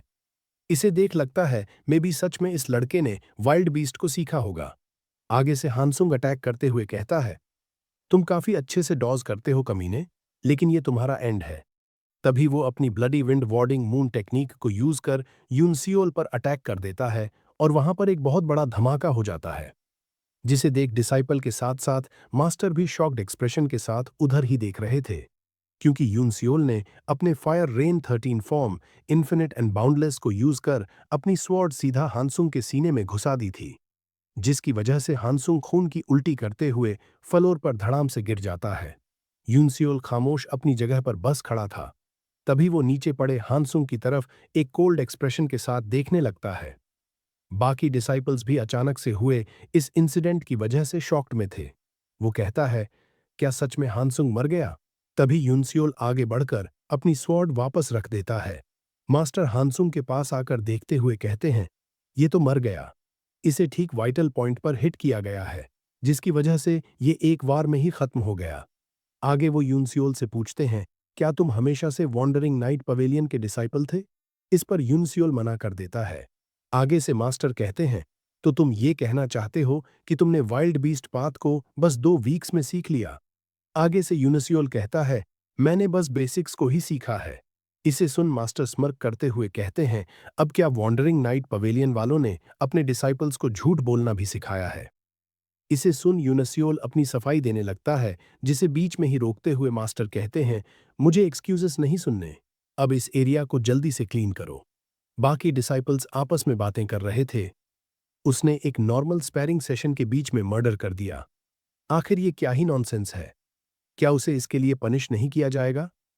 इसे सुन मास्टर बहुत ज्यादा गुस्से में अपने ऑनरा को रिलीज कर कहते हैं, भले ही इसका नाम मार्शल चैम्बर है, लेकिन इसको तुम असली समझने की भूल मत करना। ये हेल आइलैंड है। अगर तुम अपनी टेक्निक यूज कर किसी को मारना चाहो तो तुम्हें भी मरने के लिए प्रिपेयर्ड होना होगा। हम जल्द ही नेक्स्ट ट्रायल को शुरू करेंगे। नेक्स्ट ट्रायल को शुरू किया जाता है। बहुत सारे डिसाइपल्स जीत जाते हैं और कई हार जाते हैं। जो डिसाइपल्स जीत गए वो हंसते हुए एडवांस चैम्बर की ओर बढ़ जाते हैं। और जो हार गए वो मायूस निराश होकर पीछे खड़े थे। तभी मास्टर उनके पास आते हुए कहते हैं, तुम सभी लोगों ने ट्रायल को फेल कर दिया है। अभी यहां से चले जाओ और खुद के लिए किसी और सुइटेबल मार्शल चैम्बर को ढूंढ लो। इस पर आगे से एक डिसाइपल कहता है, ये तो बस एक टेस्ट था, क्या हमें दूसरा मौका नहीं दिया जाएगा? इस पर मास्टर साफ मना करते हुए कहते हैं, तुमने बिगनिंग ट्रायल को इजीली पास कर लिया क्योंकि तुम फिट थे, लेकिन जब बात फायर रेन स्वॉर्ड सीखने की हो, तुम्हें पोटेंशियल और टैलेंट दोनों ही चाहिए। तुम्हें अपने खून, पसीने और आंसुओं को बहाकर खुद की लिमिट्स को सरपास करना होगा। तुम सब लोग फेल्ड हो गए क्योंकि तुम सब में ये क्वालिटीज नहीं थी। और पीछे कहते हैं, इसलिए यहां से चुपचाप चले जाओ। लेकिन यूनसियोल वहीं पर बिना कुछ बोले खड़ा था। इसे देख मास्टर कहते हैं, तुम यहां से गए क्यों नहीं? इस पर यूनसियोल कहता है, क्या मुझे भी यहां से जाना होगा? आगे से मास्टर कहते हैं, तुमने डुअल को जीत लिया और ट्रायल को भी पास कर दिया, तो तुम एडवांस ट्रायल के लिए जा सकते हो। इस पर यूनसियोल कहता है, मैं यहीं पर रुकना चाहता हूं। इसे सुन मास्टर कहते हैं, आखिर तुम ऐसा क्यों बोल रहे हो? आगे से यूनसियोल कहता है, मैंने अभी तक सिर्फ फायर रेन 13 फॉर्म को ही सीखा है। मैंने अभी तक इंटरमीडिएट चैम्बर से कुछ भी सीखा नहीं है। आगे से मास्टर कहते हैं, तुमने वाइल्ड बीस्ट पाथ को सीखा है और असुरा स्वॉर्ड सेक्ट की टेक्निक को देखा है, तो तुम कैसे कह सकते हो कि तुमने कुछ भी सीखा नहीं? चलो ठीक है, मैं तुम्हें फायर रेन थंडरिंग स्वॉर्ड को सिखाऊंगा, लेकिन मुझे सख्त नफरत है उन लोगों से जो खुद का इंप्रेशन बनाने के लिए डर्टी ट्रिक्स करते हैं। अगर मुझे पता चला कि तुमने फायर रेन 13 फॉर्म के अलावा किसी और टेक्निक को सीखा है, तो मैं तुम्हें जान से मार डालूंगा। आगे हमें 4 दिन बाद का सीन दिखाया जाता है। मास्टर बहुत सीरियस एक्सप्रेशन के साथ आगे देख रहे थे। वो कहते हैं, मैंने लास्ट 4 दिन से इसे ऑब्जर्व किया है, लेकिन उसके पास कोई फंडामेंटल्स नहीं है स्वॉर्ड टेक्निक को लेकर। वो सच में कोई ऐसा है जिसने अभी अभी स्वॉर्ड टेक्निक को सीखना शुरू किया है, लेकिन उसका डिटर्मिनेशन और कंसंट्रेशन काफी ज्यादा इंप्रेसिव है। जैसे अगर उसने मार्शल आर्ट्स को नहीं सीखा तो वो मारा जाएगा। और स्मर्क कर कहता है, अब मुझे पता चल रहा है कैसे उसने बस 2 वीक्स में वाइल्ड बीस्ट पाथ को सीखा है। आगे यूनसियोल अपने फायर एंड थंडरिंग स्वॉर्ड के एक्सट्रीम लाइटनिंग टेक्निक को यूज कर परफॉर्म कर रहा था। तभी मास्टर उसको रोकते हुए कहते हैं, तुम अब रुक सकते हो। लगता है तुमने फायर रेन थंडरिंग फॉर्म के प्रिंसिपल्स को अब सीख लिया है। फायर रेन थंडरिंग फॉर्म एक ऐसी टेक्निक है जो क्विकली तुम्हारी बॉडी के अराउंड ट्विस्ट करती है, जिसकी वजह से तुम अपने मूव्स को सीरियलाइज कर सकते हो। लेकिन ऐसा लगता है तुम इस सभी टेक्निक को रियल लाइफ में यूज करना चाहते हो, जैसे तुम किसी को जान से मारना चाहते हो। आगे से यूनसियोल कहता है, क्या यही बेसिक पॉइंट नहीं है स्वॉर्ड टेक्निक की? तुम्हें बहुत ज्यादा मर्डरस इंटेंट चाहिए डेमोनिक मार्शल आर्ट को सीखने के लिए, ताकि तुम higher realm of martial art तक पहुंच पाओ। तभी मास्टर यूनसियोल के सिर पर पॉइंट करते हुए कहते हैं, जो मर्डरस इंटेंट तुम्हारे माइंड में है, अगर तुम इससे जल्दी छुटकारा नहीं पाओगे तो तुम बस एक ऐसे मार्शल आर्टिस्ट बन जाओगे जो सिर्फ दूसरों को हार्म करता है। इसे सुन यूनसियोल अपने मन में कहता है, मास्टर भी बिल्कुल सेम चीज कह रहे हैं जो इंस्ट्रक्टर जिन गक ने मुझसे कही थी। आगे मास्टर बताते हैं, मेरी पास्ट लाइफ में मैं भी तुम्हारे जैसे ही मर्डरस इंटेंट को अपने हार्ट में लिए जीता था, जिसकी वजह से मेरे सामने आने वाली हर एक चीज को मैंने काट डाला, लेकिन उसकी वजह से मैंने अपनी ऑनर और प्राइड को खो दिया और मैं अपनी ही मार्शल आर्ट को प्रूव करने में फेल हो गया। भले ही ये टेक्निक किसी को जान से मारने के लिए बनाई गई हो, लेकिन तुम्हें अपने मर्डरस इंटेंट को खुद से अलग करना होगा। इसे सुन यूनसियोल अपनी यादों में खो जाता है। वो बचपन की बात को याद करता है कि कैसे ग्रैंडफादर ने कहा था, कभी अपने गुस्से को खुद पर हावी मत होने देना। तभी यूनसियोल कहता है, आखिर आप मुझे ये सब क्यों बता रहे हो? इस पर मास्टर कहते हैं, मैंने तुम्हें ये सब बताया क्योंकि मैं तुम में खुद की परछाई को देखता हूं और मैं नहीं चाहता जो गलतियां मैंने की उसे तुम भी करो। वैसे तुम्हारा नाम क्या है बच्चे? आगे से यूनसियोल कहता है, मेरा नाम बू यूनसियोल है। अच्छा, तो क्या तुम ही वो लड़के हो जिसने सेकंड ट्रायल को सरवाइव किया है, जिसे जिनगक ने मेंशन किया था? लेकिन तुम्हारा आगे एक बहुत बड़ी प्रॉब्लम है। इस पर यूनसियोल कहता है, वो क्या है मास्टर? आगे मास्टर बताते हैं, तुम्हारे पास बेसिक्स की कमी है। तुम्हारे सभी कॉम्पिटिटर्स ने मार्शल आर्ट्स को सीखा है जब से वो यंग थे। अगर तुम एडवांस चैम्बर में फायर रेन स्वॉर्ड को अच्छे से नहीं सीखोगे तो ये गैप और भी ज्यादा वाइडन हो जाएगा। इसके लिए तुम्हें बेसिक मार्शल आर्ट को जल्दी से मास्टर करना होगा ताकि तुम अपनी फंडामेंटल फाउंडेशन को और ज्यादा स्ट्रॉन्ग कर सको। इसीलिए अभी से मैं तुम्हें सिखाऊंगा unrivalled lightning and thunder technique, जिसे मैंने खुद से बनाया है। लेकिन मैंने अपने हाथ की सारी नर्व्स डिस्ट्रॉय कर दी क्योंकि मैं फेल्ड हो गया और unrivalled lightning and thunder technique को अच्छे से मास्टर नहीं कर पाया। अगर कुछ गलत हुआ तो तुम अपना कंट्रोल खो दोगे, जिसकी वजह से तुम अपना पूरा बाजू ही इंजर्ड कर लोगे। तुम एडवांस चैम्बर में नहीं जा पाओगे, बल्कि यहीं पर क्रिपल्ड होकर पड़े रहोगे। क्या तुम इसके लिए तैयार हो? इसे सुन यूनसियोल सोचते हुए कहता है, मेरा हाथ। तभी वो ग्रीट करते हुए कहता है, मैं तैयार हूं। अगर मुझे अपना रिवेंज लेने के लिए अपनी सोल को भी गिव अप करना पड़े तो मैं करूंगा। आगे यूनसियोल बताता है, मुझे 1 महीना लगा अनअराइवल्ड लाइटनिंग एंड थंडर टेक्निक को सीखने के लिए। मास्टर ने कहा, ये मैंने बहुत जल्दी इसे सीख लिया, लेकिन ये मेरी एक्सपेक्टेशन से काफी ज्यादा टाइम था। एलिमेंट्री चैम्बर की बेसिक मार्शल आर्ट और इंटरमीडिएट चैम्बर से स्वॉर्ड आर्ट सीखने के बाद अब ये टाइम है एडवांस चैम्बर में जाने का। इतना कहकर यूनसियोल गेट खोलकर अंदर आता है। बाकी सभी लड़के उसी की तरफ देखने लगते हैं। मास्टर भी अपनी टीचिंग छोड़ यूनसियोल को बड़ी बारीकी से देखते हैं।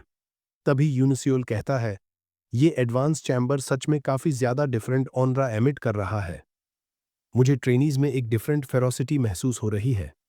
कोई भी मेरी तरफ नीच भाव से नहीं देख रहा। क्या ये सब इसलिए क्योंकि मैंने ब्योक हानसुंग को मार डाला? मरी हुई लाशों को साफ करना इस काम को काफी नीचा समझा जाता है। वहीं पे अगर किसी को मार डालो तो तुम्हें इसके लिए प्रेज किया जाता है। तभी आगे से एडवांस चैम्बर के मास्टर कहते हैं, तो तुम बू यूनसियोल हो, मैंने तुम्हारे बारे में काफी सुना है। मैं अभी लेसन को शुरू करने ही वाला था, तुम यहां पर आकर बैठ जाओ। जैसे कि अब हमारे पास एक न्यू ट्रेनी है, तो मैं central reading of fire, rain sword और 7 टीचिंग्स को फिर से एक्सप्लेन करूंगा। वो बताते हैं, पावर तुम्हारे हर एक बॉडी पार्ट में बैलेंस होनी चाहिए, इसलिए बैलेंस स्टांस पर फोकस करो। अपनी चेस्ट को पुल करो और बैक को पीछे धकेलो। अपनी पूरी एनर्जी को सिंगल स्ट्राइक में यूज मत करो। इसे सुन यूनसियोल मन में कहता है, ओह अच्छा, अगर मैं इंटरमीडिएट चैम्बर में एडवांस मार्शल को नहीं सीखता तो मैं इसे कभी समझ नहीं पाता। तभी वो कहते हैं, हमारी आज की वर्बल टीचिंग्स यहाँ पर खत्म होती है। बू यूनसियोल, तुम मुझे फॉलो करो। इस पर यूनसियोल भी शांति से हाँ कहता है। आगे हमें दिखता है मास्टर और यूनसियोल गार्डन से जा रहे थे। आगे मास्टर पेड़ की डाल को छूते हुए कहते हैं, यहाँ पर एक ऐसी भी रेल्म है जहाँ बिना स्वॉर्ड वाला पर्सन भी स्वॉर्ड वाले पर्सन को हरा सकता है। एग्जैक्टली कहूँ तो एक ऐसा पर्सन जिसे स्वॉर्ड आर्ट के लिए स्वॉर्ड की जरूरत नहीं पड़ती। तभी वो उसी पेड़ की डाल में अपनी डाल यूनसियोल की तरफ पॉइंट कर कहते हैं, मुझे तुमसे ये पूछना था, अगर अभी के जैसे तुम पर अचानक से अटैक हो जाए और तुम्हारे पास खुद की स्वॉर्ड भी ना हो, तो तुम खुद को कैसे बचाओगे? जब तुम इंटरमीडिएट चैम्बर में थे, तब यहाँ के ट्रेनीज ने shining Mystique, the first form of the fire rain sword को सीख लिया है। अगर तुम्हें मैं क्या बोल रहा हूँ समझ नहीं आ रहा, तो मैं तुम्हें टीच नहीं करूंगा। इसलिए सोच समझकर जवाब देना। इसे सुन यूनसियोल अपनी आंखें बंद कर सोचते हुए कहता है, अगर मेरे हाथ में कोई स्वॉर्ड नहीं है। तभी वो अचानक से अपनी आंखें खोलता है और अपने हाथ से झपट्टा मारते हुए कहता है, तो मैं अपने अपोनेंट की स्वॉर्ड को छीन लूंगा। लेकिन मास्टर बड़ी स्पीड से साइड में हो जाते हैं और यूनसियोल आगे बढ़ जाता है। आगे मास्टर कहते हैं, तुम्हारी चॉइस काफी हेस्टी है। आगे से यूनसियोल पीछे मुड़कर कहता है, इम्पॉसिबल। आखिर वो वहां पर कब गए? और फिर से उस डाली को छीनने के लिए आगे बढ़ता है और कहता है, मैं प्रेडिक्ट नहीं कर पा रहा वो मेरे अटैक को डॉज कैसे कर रहे हैं। मैं कितनी भी कोशिश करूं उन्हें पकड़ नहीं पा रहा हूं। यहां तक कि मैं उनकी मूवमेंट को भी फॉलो नहीं कर पा रहा। अगर मैंने उन्हें अभी इंप्रेस नहीं किया तो मैं एडवांस चैम्बर में टिक नहीं पाऊंगा। मैं अपने वाइल्ड बीस्ट पाथ को फुलेस्ट पोटेंशियल पर यूज करूंगा और उनके फ्लो ऑफ डायरेक्शन को रीड लूंगा, भले ही ये सिर्फ एक बार ही क्यों ना हो। तभी यूनसियोल का हाथ बस उस डाली को छूने ही वाला था। तभी मास्टर उसी डाली को यूज कर एक हल्के से झटके से यूनसियोल को पीछे फेंक देते हैं। यूनसियोल लुढ़कता हुआ पीछे जमीन पर जा गिरता है और खांसते हुए उठने लगता है। तभी मास्टर उसके पास आकर कंधे पर हाथ रख हंसते हुए कहते हैं, तुम पास हो गए। इसे सुन यूनसियोल मन में कहता है, मैं पास हो गया, लेकिन मैंने तो उन्हें टच भी नहीं किया, तो फिर ये सब कैसे? आगे से मास्टर कहते हैं, तुम कल से शाइनिंग मिस्टिक टेक्निक सीखोगे तो मॉर्निंग में जल्दी आ जाना। यूनसियोल भी उन्हें ग्रीट कर कहते हैं, ठीक है, मैं समझ गया मास्टर, और वहां से पलटकर जाने लगता है। उसे जाता देख मास्टर अपने हाथ की डाली को पकड़ कहते हैं, ये काफी ज्यादा अच्छा था, एक बच्चा भी एक भेड़िया हो सकता है। और हंसते हुए कहते हैं, मेरी तुमसे बहुत ज्यादा हाई एक्सपेक्टेशंस हैं बू यूनसियोल। आगे यूनसियोल चलते हुए जा रहा था। वो मन में कहता है, आज का लेसन खत्म हो गया, अब मैं रेस्ट कर सकता हूं या फिर अपनी ची सर्कुलेट कर सकता हूं। अगर मैं सेकंड ट्रायल में जो हुआ उसके बारे में सोचूं तो किसे पता कब फाइट्स शुरू हो जाए। मुझे उसके लिए प्रिपेयर होना होगा। तभी उसे जंगल में कुछ सेंस होने लगता है। वो कहता है, वहां पर कोई है, और आंखें बंद सेंस करते हुए कहता है, आखिर वो कितने लोग हैं, एक दो तीन या फिर चार। तभी झाड़ियों से 5 डिसाइपल बाहर निकलकर आते हैं। तभी एक डिसाइपल कहता है, बू यूनसियोल, तुम इंटरमीडिएट चैम्बर में कुछ ज्यादा ही ओवर एक्टिंग कर रहे थे। इसके लिए अब हम तुम्हें सबक सिखाएंगे। जैसे कि तुमने पहले ही एक को मार डाला तो हमें ब्लेम मत करना। हम पांचों जीनियस अमंग द जीनियस हैं, जिसे 5 पीक स्वॉर्ड्स कहते हैं, तो तुम्हें खुद को अच्छे से प्रिपेयर कर लेना चाहिए। यूनसियोल बिना कुछ बोले सीरियसली देखते हुए मन में कहता है, नहीं, वहां पर एक और पर्सन है, और फाइटिंग स्टांस ले लेता है। इसे देख वो पांचों चिल्लाते हुए कहते हैं, कमीने, तेरी हिम्मत कैसी हुई? क्या तुम सच में हमसे फाइट लड़ना चाहते हो? तभी उसी लड़के को एक झटका लगता है। पीछे से एक लड़के ने अपनी स्वॉर्ड को उसके गले में घुसा दिया था, और बस एक अटैक में वो नीचे गिर जाता है। बाकी चारों लड़के घबराते हुए उसे देख उसका नाम चिल्लाते हैं, सियो मिहवा। तभी वो सियो मिहवा कहता है, बू यूनसियोल, मुझे तुमसे कुछ बात करनी है। आगे सियो जिन्हा एक कोल्ड लुक के साथ कहता है, फक ऑफ, मुझे तुम लूजर्स से कुछ काम नहीं है। उसकी धमकी को सुन बाकी लोगों की फट जाती है, और वो लोग दुम दबाकर वहां से भाग जाते हैं। आगे से यूनसियोल मन में कहता है, ये लड़का काफी ज्यादा स्ट्रांग है। सियो जिन्हा उन्हें देखकर कहता है, भाग गए डरपोक, और तीखी नजर से यूनसियोल की तरफ देखने लगता है। वो कहता है, मैं तुमसे डायरेक्टली पूछता हूं, बू यूनसियोल, आखिर तुम किस साइड पर हो? यूनसियोल को समझ नहीं आता कि सियो जिन्हा क्या बोल रहा है। तभी हमें मास्टर को दिखाया जाता है। वो कहते हैं, तुम सभी ने अभी फायर रेन स्वॉर्ड की फर्स्ट टेक्निक को सीखा है। तुम सिर्फ तभी टेक्निक को पूरी तरह मास्टर कर सकते हो जब तुम खुद उसे बनाओ, और इसके लिए तुम सबको बहुत ज्यादा टाइम लगेगा। तभी वो बू यूनसियोल को आवाज लगाते हैं और कहते हैं, तुम इसे ट्राई करके देखो। इसे सुन यूनसियोल अपनी स्वॉर्ड लेकर खड़ा हो जाता है।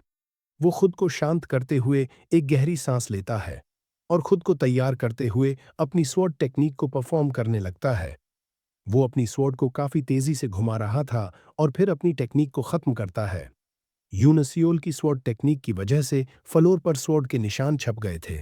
इसे देख मास्टर मन में कहते हैं, ये काफी ग्राउंडेड और प्रीसाइज टेक्निक है, लेकिन उसने इसे एक ऐसी टेक्निक बना दी जो सिर्फ मर्डरस इंटेंट से भरी हुई है।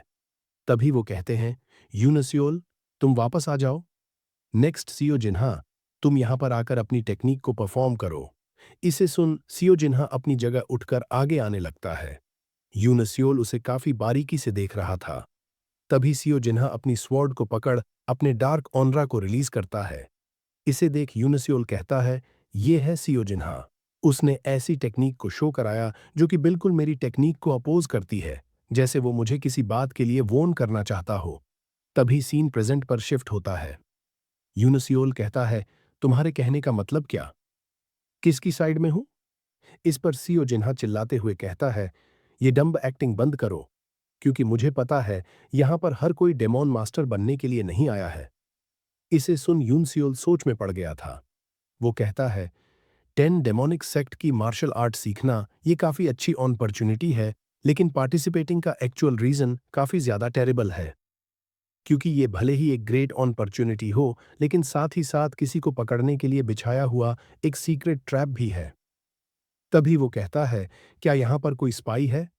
इसे सुन सियो जिन्हा मन में कहता है, उसकी फेस एक्सप्रेशन और टोन को देख नहीं लगता वो झूठ बोल रहा होगा, और अपनी स्वॉर्ड नीचे कर कहता है, वो तुम नहीं हो, मैं बस तुम्हारे साथ फन कर रहा था। और पीछे मुड़ जाते हुए कहता है, आज से आउट ऑफ लाइन एक्ट करना बंद कर दो। अगर तुम ऐसे ही मेरा दिमाग खाते रहे तो मैं तुझे जान से मार डालूंगा। और वहां से चला जाता है। यूनसियोल अपनी ही सोच में डूबा था। वो कहता है, एक स्पाई? लगता है यहाँ पर मैंने जितना एक्सपेक्ट किया उससे काफी अलग कुछ चल रहा है। ये बात सेंस भी बनाती है क्योंकि मैं बस अकेला वॉन्डरिंग बीस्ट पवेलियन और फायर रेन स्वॉर्ड सेक्ट की मार्शल आर्ट सीखने में बिजी था। लगता है मुझे उसके बारे में और नहीं सोचना चाहिए। वो कोई स्पाई हो या डेमोनिक मार्शल आर्टिस्ट, मुझे उससे फाइट तो करनी ही होगी। और ये सब जल्द ही शुरू होने वाला है। तभी हमें एक चूहे को दिखाया जाता है जिस पर एक बाज झपट्टा मारकर उसे उड़ा ले जाता है। तभी कोई टेबल पर हाथ पटकते हुए कहता है, आज ट्रेनिंग का आखिरी दिन होगा, ऐसा मार्क कर दो। आगे मास्टर को दिखाया जाता है। वो कहते हैं, मुझे पता है तुम में से बहुत से लोगों को लॉ सीखना काफी बोरिंग लगता होगा, लेकिन मार्शल सीखना इसका मतलब ये नहीं कि तुम उस पर एक्ट भी करो।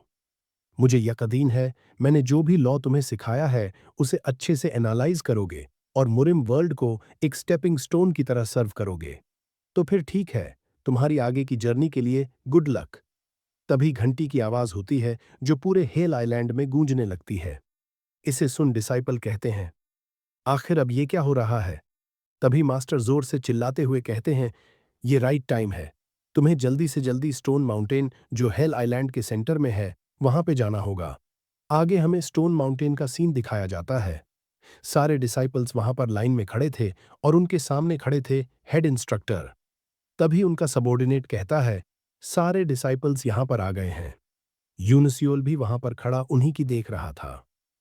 तभी हेड इंस्ट्रक्टर एक गहरी सांस लेकर कहते हैं, तुम्हारा थर्ड ट्रायल अब शुरू किया जाता है।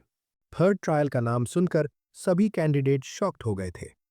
यूनिसियोल भी अपने मन में कहता है, ओह, तो वो fight to death second trial था। तभी हेड इंस्ट्रक्टर का सबॉर्डिनेट कहता है, हम जल्द ही सभी केव्स बंद कर देंगे। जब तक हम 10 डीमन मास्टर्स चूज नहीं कर लेते तब तक तुम चैम्बर में वापस नहीं जा सकते। तो जो भी चाहिए वो समेट लो।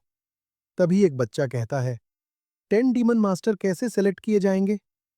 इस पर हेड इंस्ट्रक्टर कहता है, तुम खुद को एक पोटेंशियल कैंडिडेट कहते हो और इतना भी रियलाइज नहीं कर पाए। किल ईच अदर, बाकी सभी को मार डालो जब तक सिर्फ तुम 10 बचे न रहो। क्या तुम्हें समझ आया? इसे सुन कुछ कैंडिडेट्स डर से कांपते और कुछ मन ही मन मुस्कुराने लगते हैं। आगे इंस्ट्रक्टर बताते हैं, तुम छुप सकते हो, भाग सकते हो, ये तुम पर है, लेकिन तुम ये हमेशा के लिए नहीं कर पाओगे। जैसे ही टाइम बीतेगा हम एरिया को रिस्ट्रिक्ट करना शुरू करेंगे जहां पे तुम छुपे होगे। अगर फिर भी कोई रिस्ट्रिक्टेड एरिया में छुपा रहा तो उसे ये किलर डीमन मार डालेंगे। यूनसियोल उन्हें देख कहता है, मैं उनका किलिंग इंटेंट यहां से कर सकता हूं। वो सभी इनक्रेडिबल मार्शल आर्ट मास्टर्स हैं। तभी एक और बच्चा कहता है, क्या हम उन किलर डीमंस पर अटैक कर सकते हैं? इसे सुन हेड इंस्ट्रक्टर हंसते हुए कहता है, तुम जैसे कैंडिडेट को देखकर खुशी हुई जिसके इतने हाई गोल हैं। ऑफ कोर्स तुम उनसे फाइट कर सकते हो।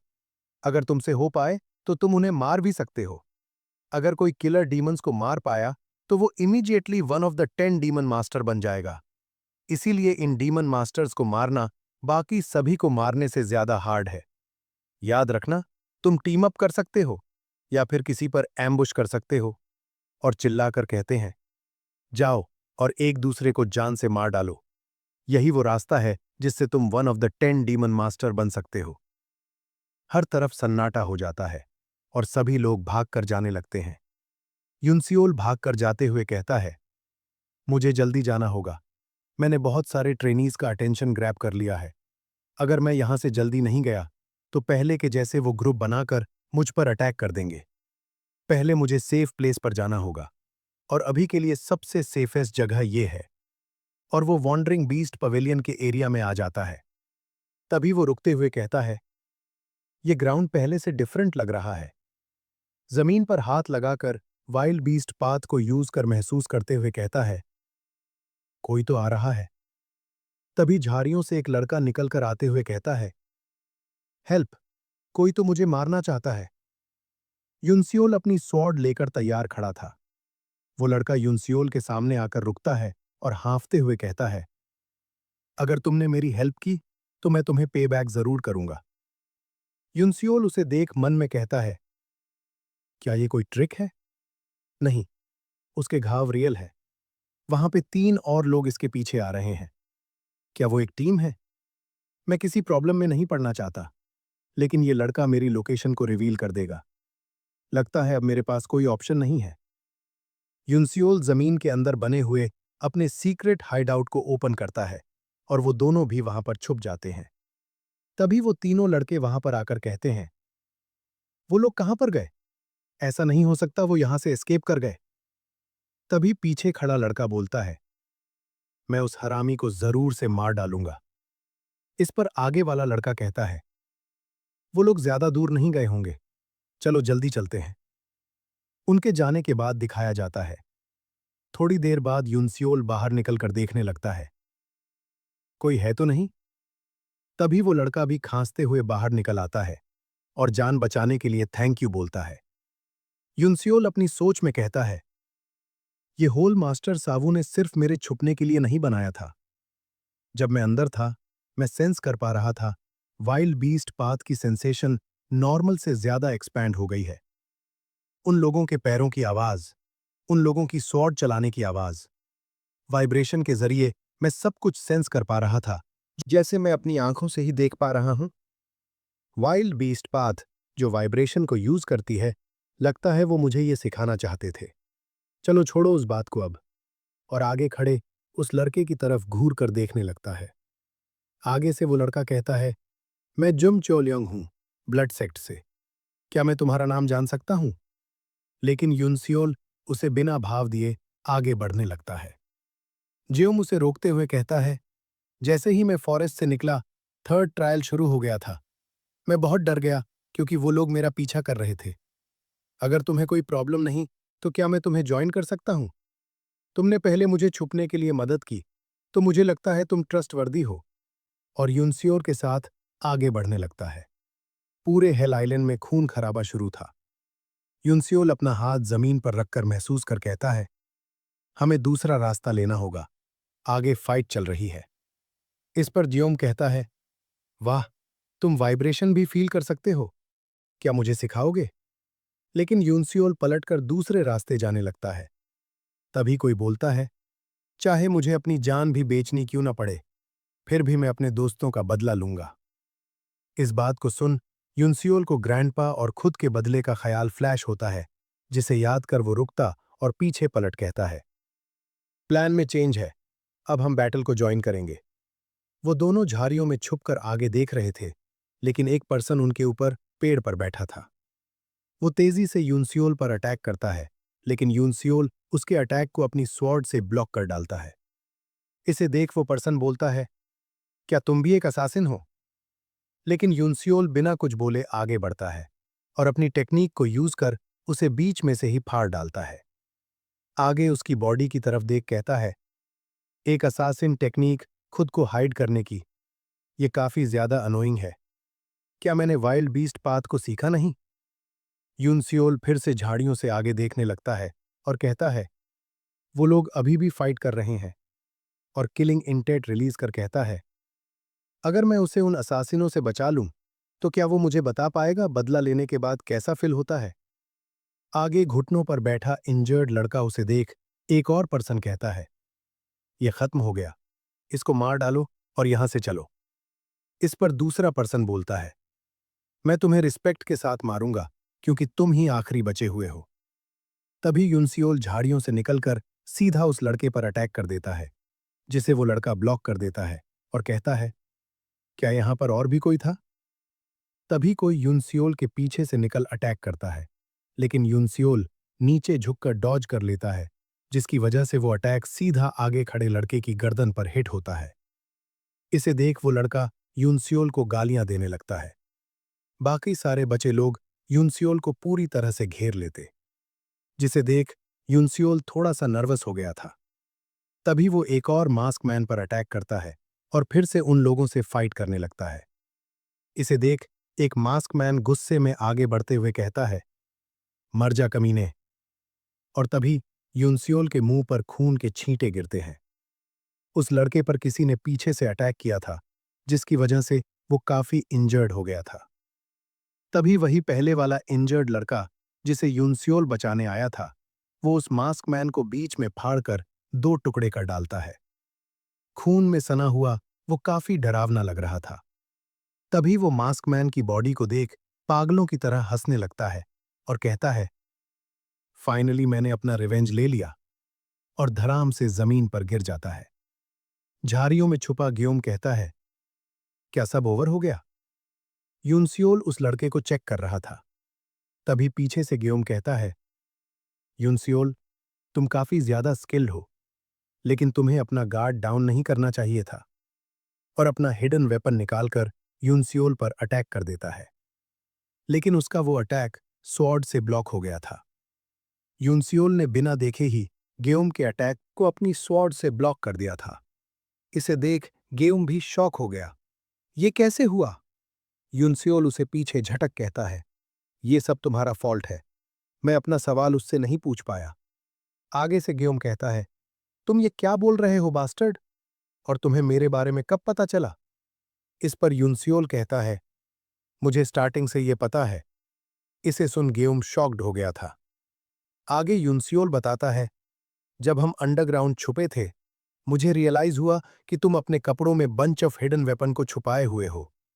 ये नोटिस करने के लिए काफी इजी था, क्योंकि तुम अपनी स्पाइन स्टिफ कर चलते हो। तुम्हारे बारे में सब कुछ जानते हुए भी मैंने अपने साथ रखा, क्योंकि मैं क्यूरियस था ये देखने के लिए कि तुम क्या करोगे। कैसे कोई किसी को धोखा देता है, ये ऑब्जर्व करना मेरे लिए फ्यूचर में हेल्प करेगा। इसे सुन गेउम चिढ़ते हुए कहता है, ये इम्पॉसिबल है, मेरी एक्टिंग परफेक्ट थी, और अपने हिडन वेपन यूनसियोल के ऊपर थ्रो करता है, जिन्हें यूनसियोल काफी आसानी से डॉज कर लेता है। इसे देख गेउम मन में कहता है, ये कमीना क्या मेरे हर एक मूव को प्रेडिक्ट कर सकता है? आगे से यूनसियोल आंखें फाड़ कर उसे ही देख रहा था। तभी वो आगे बढ़ अपनी स्वॉर्ड लेकर अटैक करता है, जिसकी वजह से गेउम का शोल्डर इंजर्ड हो जाता है।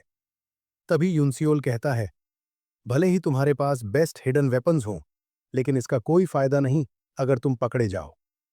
इसे सुन गेउम पूरी तरह से पगला जाता है और बिना कुछ सोचे यूनसियोल पर अटैक करने को आगे बढ़ता। यूनसियोल बिना किसी एक्सप्रेशन के शांत खड़ा था। तभी यूनसियोल पलक झपकते ही गेउम पर अटैक कर आगे चला जाता है। उस अटैक की वजह से गेउम खून खांसने लगता है और मरकर जमीन पर गिरता है। यूनसियोल भी अपनी स्वॉर्ड को वापस रख लेता है और गेउम के हिडन वेपन को देख कहता है, ये कोई इजी फाइट नहीं थी, अगर मुझे पहले से उसके हिडन वेपन के बारे में पता ना होता तो। तभी वो पलटकर नीचे पड़े गेउम की ओर देखता है और कहता है, उसकी जान जा रही है, लेकिन उसका फेस फुल ऑफ ऑब्सेशन है। ऐसे मरते हुए मैंने बहुत लोगों को देखा है।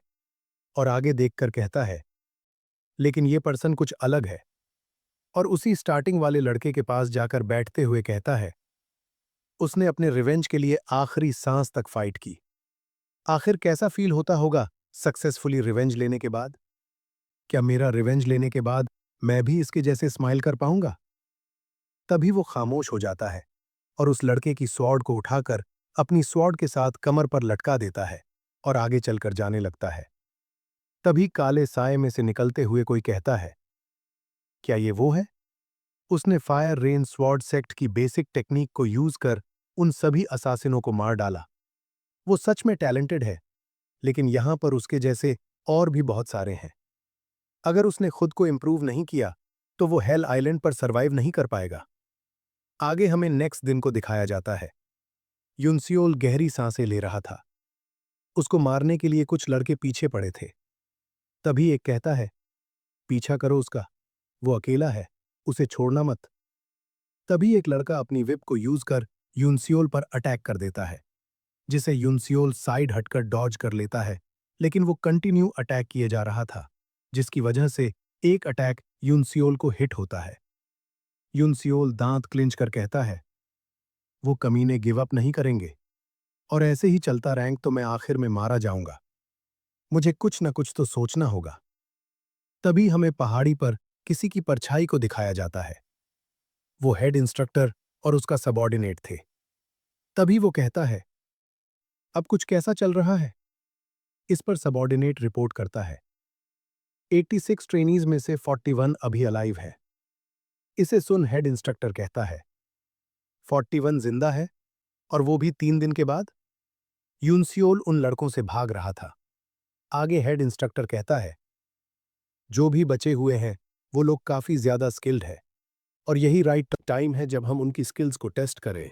और सबॉर्डिनेट से हेल आइलैंड का मैप मांगता है। तभी वो लड़का अपनी विप से अटैक कर यूनसियोल की स्वॉर्ड को जकड़ लेता है और हंसते हुए कहता है, तुम पकड़े गए। लेकिन यूनसियोल अपनी पकड़ी हुई स्वॉर्ड को छोड़ देता है, जिसकी वजह से उन लड़कों का बैलेंस बिगड़ जाता है और यूनसियोल फिर से वहां से भागने लगता है। आगे वो मन में कहता है, जिस टाइप के उनके वेपन हैं, ओपन प्लेस में फाइट करना मेरे लिए डिसएडवांटेज है, इसलिए मुझे यहां से पहले किसी सेफ प्लेस में जाना होगा। हेड इंस्ट्रक्टर मैप को पकड़े हुए कहते हैं, चलो अब इस जगह को रिस्ट्रिक्ट करते हैं। यूनसियोल कंटिन्यू भागे जा रहा था। तभी हेड इंस्ट्रक्टर कहते हैं, सभी किलर डिमन को फायर रेन स्वॉर्ड सेक्ट में भेज दो। आगे हमें फायर रेन स्वॉर्ड सेक्ट को दिखाया जाता है। ये एरिया रिस्ट्रिक्ट हो गया, ये बिना जाने यूनसियोल वहीं पर आ गया था और अंदर चला जाता है। उसके ब्लड ट्रेस को फॉलो करते हुए वो बाकी लड़के भी उसके पीछे आ गए थे। वो अंदर जाते हुए कहते हैं, वो कमीना लड़का यहीं कहीं पे छुपा होगा। चाहे वो कितना भी छुप जाए, लेकिन हमसे बच नहीं पाएगा। लेकिन यूनसियोल उनके पीछे ही खड़ा था, जिसे वो लड़का महसूस कर पीछे पलट जाता है। तभी यूनसियोल उस पर स्वॉर्ड से अटैक करता है। यूनसियोल का अटैक मिस हो गया था और वो लड़का चिल्लाकर सबको बताता है, वो हमारे पीछे है। जिसे सुन एक लड़का आगे बढ़ कहता है, इडियट, तुम्हें क्या लगा हम इस छोटी सी ट्रिक में फंस जाएंगे? और यूनसियोल पर काफी सारे अटैक साथ हो जाते हैं। एक अटैक को यूनसियोल डॉज करता है और दूसरे अटैक को स्वॉर्ड से ब्लॉक। तभी वही लड़का चिल्लाकर कहता है, ये हरामी हमारी स्वॉर्ड टेक्निक को रीड कर सकता है। तभी यूनसियोल अपनी स्वॉर्ड को कस के पकड़ आगे बढ़ता है और सीधा उस लड़के के गले पर अटैक करता है और बस एक ही अटैक में वो लड़का मरकर नीचे गिरता है, जिसे देख बाकी लोग काफी गुस्सा हो गए थे। तभी यूनसियोल उन पर भी आगे से चार्ज कर देता है। एक लड़का अपनी विप को यूज करने लगता है, लेकिन उसकी विप साइड में टकरा कर रुक जाती है, जिसे महसूस कर वो कहता है, शिट, ये जगह काफी ज्यादा छोटी है। तभी यूनसियोल आगे बढ़कर एक और लड़के पर अटैक करता है, जिसकी वजह से बाकी सभी लोग काफी ज्यादा शॉक्ड हो गए थे। एक कहता है, उस कमीने ने हमें जानबूझकर यहां पर लाया ताकि हम अपने वेपन यूज न कर पाए। आगे से यूनसियोल कहता है, उनके पास अपने अटैक को शॉर्ट करने के अलावा और कोई चॉइस नहीं है, और वैसे भी ये लोग ज्यादा स्किल्ड नहीं हैं। अगर मैं उनसे 1 बाय 1 फाइट की तो मैं उन्हें आसानी से हरा पाऊंगा। तभी एक लड़का अपनी विप को यूज कर अटैक करता है, लेकिन बीच में ही अपनी विप को ट्विस्ट कर उसका अटैक सीधा यूनसियोल की तरफ ही जा रहा था। वो अटैक यूनसियोल को छूते हुए पीछे जाकर लगता है, जिसकी वजह से यूनसियोल थोड़ा इंजर्ड हो जाता है और मन में कहता है, शिट, मैंने सोचा नहीं था उसकी विप वॉल पर बाउंस करेगी। वो लड़के पूरे कॉन्फिडेंस में आगे बढ़ कहते हैं, वो हिट हो गया, चलो अब उसे खत्म कर जल्दी से यहां से बाहर निकलते हैं। तभी एक लड़का किसी चीज से टकरा जाता है। वो अपना सिर उठाकर ऊपर देखता है। आगे एक किलर डेमोन खड़ा था। वो अपने किलिंग इंटेंट को रिलीज कर कहता है, तुम लोग यहां पर क्या कर रहे हो? क्या तुम लोग यहां से भाग रहे थे? उसकी आवाज को सुन एक लड़का खुश होकर कहता है, कैप्टन, आप यहां पर? तभी पीछे वाला लड़का कहता है, मैंने अभी सोचा ही था यहां पर फाइट करना अच्छा डजन होगा। वो आगे कुछ और बोल पाते उससे पहले वो कैप्टन अटैक कर उन सभी लड़कों का सिर ही उड़ा डालता है, जिसकी वजह से हवा में और फ्लोर पर खून के छींटे उड़ने लगते हैं। वो कैप्टन हवा में अपने वेपन को घुमा खून साफ करते हुए कहता है, आई गेस मुझे तुम जैसे लूजर से कोई उम्मीद नहीं रखनी चाहिए थी, जो एडवांस चैम्बर को भी पास नहीं कर पाए। यूनिसियोल साइड में छुपकर ये सब नजारा देख रहा था। तभी यूनिसियोल आगे निकल कहता है, क्या तुम ही इन सब के लीडर हो? इस पर आगे से वो कैप्टन कहता है, तुम काफी स्किल्ड हो। जो स्वॉर्ड टेक्निक तुमने पहले यूज की वो फायर रेन स्वॉर्ड है। लेकिन यूनिसियोल फिर से वही सवाल दोहराता है, क्या तुम उनके लीडर हो? आगे से वो कैप्टन कहता है, मेरा नाम वू मून चेओंग है, तुम्हारा क्या है? यूनिसियोल कुछ नहीं बोलता और थोड़ी देर के लिए खामोशी छा जाती है। आगे यूनिसियोल कहता है, इसका मतलब तुम उनके लीडर हो। इस पर वो लड़का वू हंसते हुए कहता है, आखिर एक मरने वाले लड़के के नाम की किसको इतनी परवाह? और अपनी विप से अटैक कर कहता है, जल्दी से मर जाओ। उसकी विप सीधा यूनिसियोल की स्वॉर्ड को लेती है और बस एक झटके से ही यूनिसियोल की स्वॉर्ड के टुकड़े टुकड़े हो जाते हैं। इसे देख वू मून चेओंग हंसते हुए टॉन्ट मारकर कहता है, क्या फायर रेन स्वॉर्ड सेक्ट के एडवांस चैम्बर ने तुम्हें सिर्फ एक ही सेल्फ डिफेंस टेक्निक सिखाई है? आगे यूनिसियोल मन में कहता है, उसको शाइनिंग मिस्टीक के बारे में पता है। उसको ये बात कैसे पता चली? क्या उसके पास किसी टाइप का इंफॉर्मेशन नेटवर्क है? तभी वो फिर से अपनी विप को घुमाते हुए कहता है, आखिर तुम बीच फाइट में इतना डीपली क्या सोच रहे हो? और आगे बढ़ यूनिसियोल पर अपनी विप से अटैक करता है। यूनिसियोल उसके अटैक को डॉज कर कहता है, वो अपने रास्ते में आने वाली हर एक चीज को डिस्ट्रॉय कर रहा है।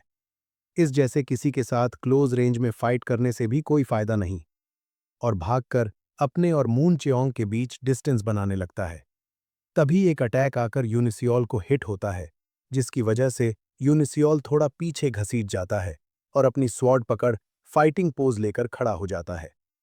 मून चेओंग उसकी तरफ ही आते हुए कहता है, मैं काफी डिसअपॉइंट हो गया। मुझे लगा तुम स्किल्ड हो, लेकिन लगता है तुम्हारी और स्किल्स की कोई बराबरी नहीं हो सकती। और सीधा अपनी विप को यूनिसियोल के ऊपर फेंक कर मारता है। वो विप यूनिसियोल के आजू बाजू एक गोल दायरे का घेरा बनाने लगती है, जिसके अंदर वो यूनिसियोल को ट्रैप कर मार सके। आगे मून चेओंग हंसते हुए कहता है, मैं जल्द ही तुझे मार दूंगा हरामी। अंदर ट्रैप होते हुए यूनिसियोल मन में कहता है, मैं शाइनिंग मिस्टीक टेक्निक को यूज कर उसके अटैक को ब्लॉक कर सकता हूं, लेकिन उसमें इतनी पावरफुल फोर्स नहीं है जो इसे रोक पाए। और आंखें बंद कर सोचते हुए कहता है, तो मुझे अभी एक ऐसी डिस्ट्रक्टिव फोर्स चाहिए जो इस स्टील को भी आसानी से कट कर सके। और चौंकते हुए अपनी आंखें खोलता है। वू मून चेओंग भी उसी तरफ ही देख रहा था। अचानक से यूनिसियोल, जिसे गोले में ट्रैप था, उसमें हरकत होने लगती। तभी मून चेओंग का विप ट्रैप टूटने लगता है। इसे देख वो कहता है, आखिर कब से शाइनिंग मिस्टीक कब से इतनी पावरफुल हो गई? तभी वहां से तेज गोल्डन कलर की रोशनी चमकने लगती है। यूनिसियोल मून चेओंग के ट्रैप को तोड़ता हुआ आइकॉनिक वे में बाहर निकलता है, अपनी अनराइवल्ड लाइटनिंग और थंडर टेक्निक को यूज कर, और सीधा आगे बढ़कर वू मून चेओंग पर अटैक कर उसे बीच में से चिरते हुए आगे बढ़ जाता है। मून चेओंग इसी सोच में था कि अभी हुआ क्या। तभी उसकी बॉडी धड़ाम से फ्लोर पर गिरती है। हमेशा की तरह यूनिसियोल अपने कोल्ड एक्सप्रेशन के साथ आगे देख रहा था, लेकिन मरने के बाद भी वू मून चेओंग की आंखें शॉक में फटी की फटी थीं। तभी यूनिसियोल उठ खड़ा होता है और आजू बाजू देखने लगता है, कोई बचा तो नहीं है। तभी वो अपने कांपते हुए हाथों को देख कहता है, the unrivalled light and thunder काफी पावरफुल है, जैसे मास्टर ने कहा था। और तभी वो अपने मुंह पर हाथ रखता है और खून खांसते हुए कहता है, ये काफी ज्यादा एडवांस है। जितनी मेरी करंट लेवल है, मैं इसे फ्रीली यूज नहीं कर पाऊंगा। मैं जीत तो गया, लेकिन काफी ज्यादा इंजर्ड हो गया। रिस्ट्रिक्टेड एरिया जल्द ही चेंज हो जाएगा, तो मुझे यहां से निकलना चाहिए। तभी वो किसी चीज को सेंस कर काफी घबरा जाता है। डर और खौफ में जैसे ही वो पीछे पलट कर देखता है, उसके पीछे एक किलर डीमन शांत खड़ा यूनसियोल को ही देख रहा था। इसे देख यूनसियोल कहता है, एक किलर डीमन? आखिर ये यहां पर क्या कर रहा है?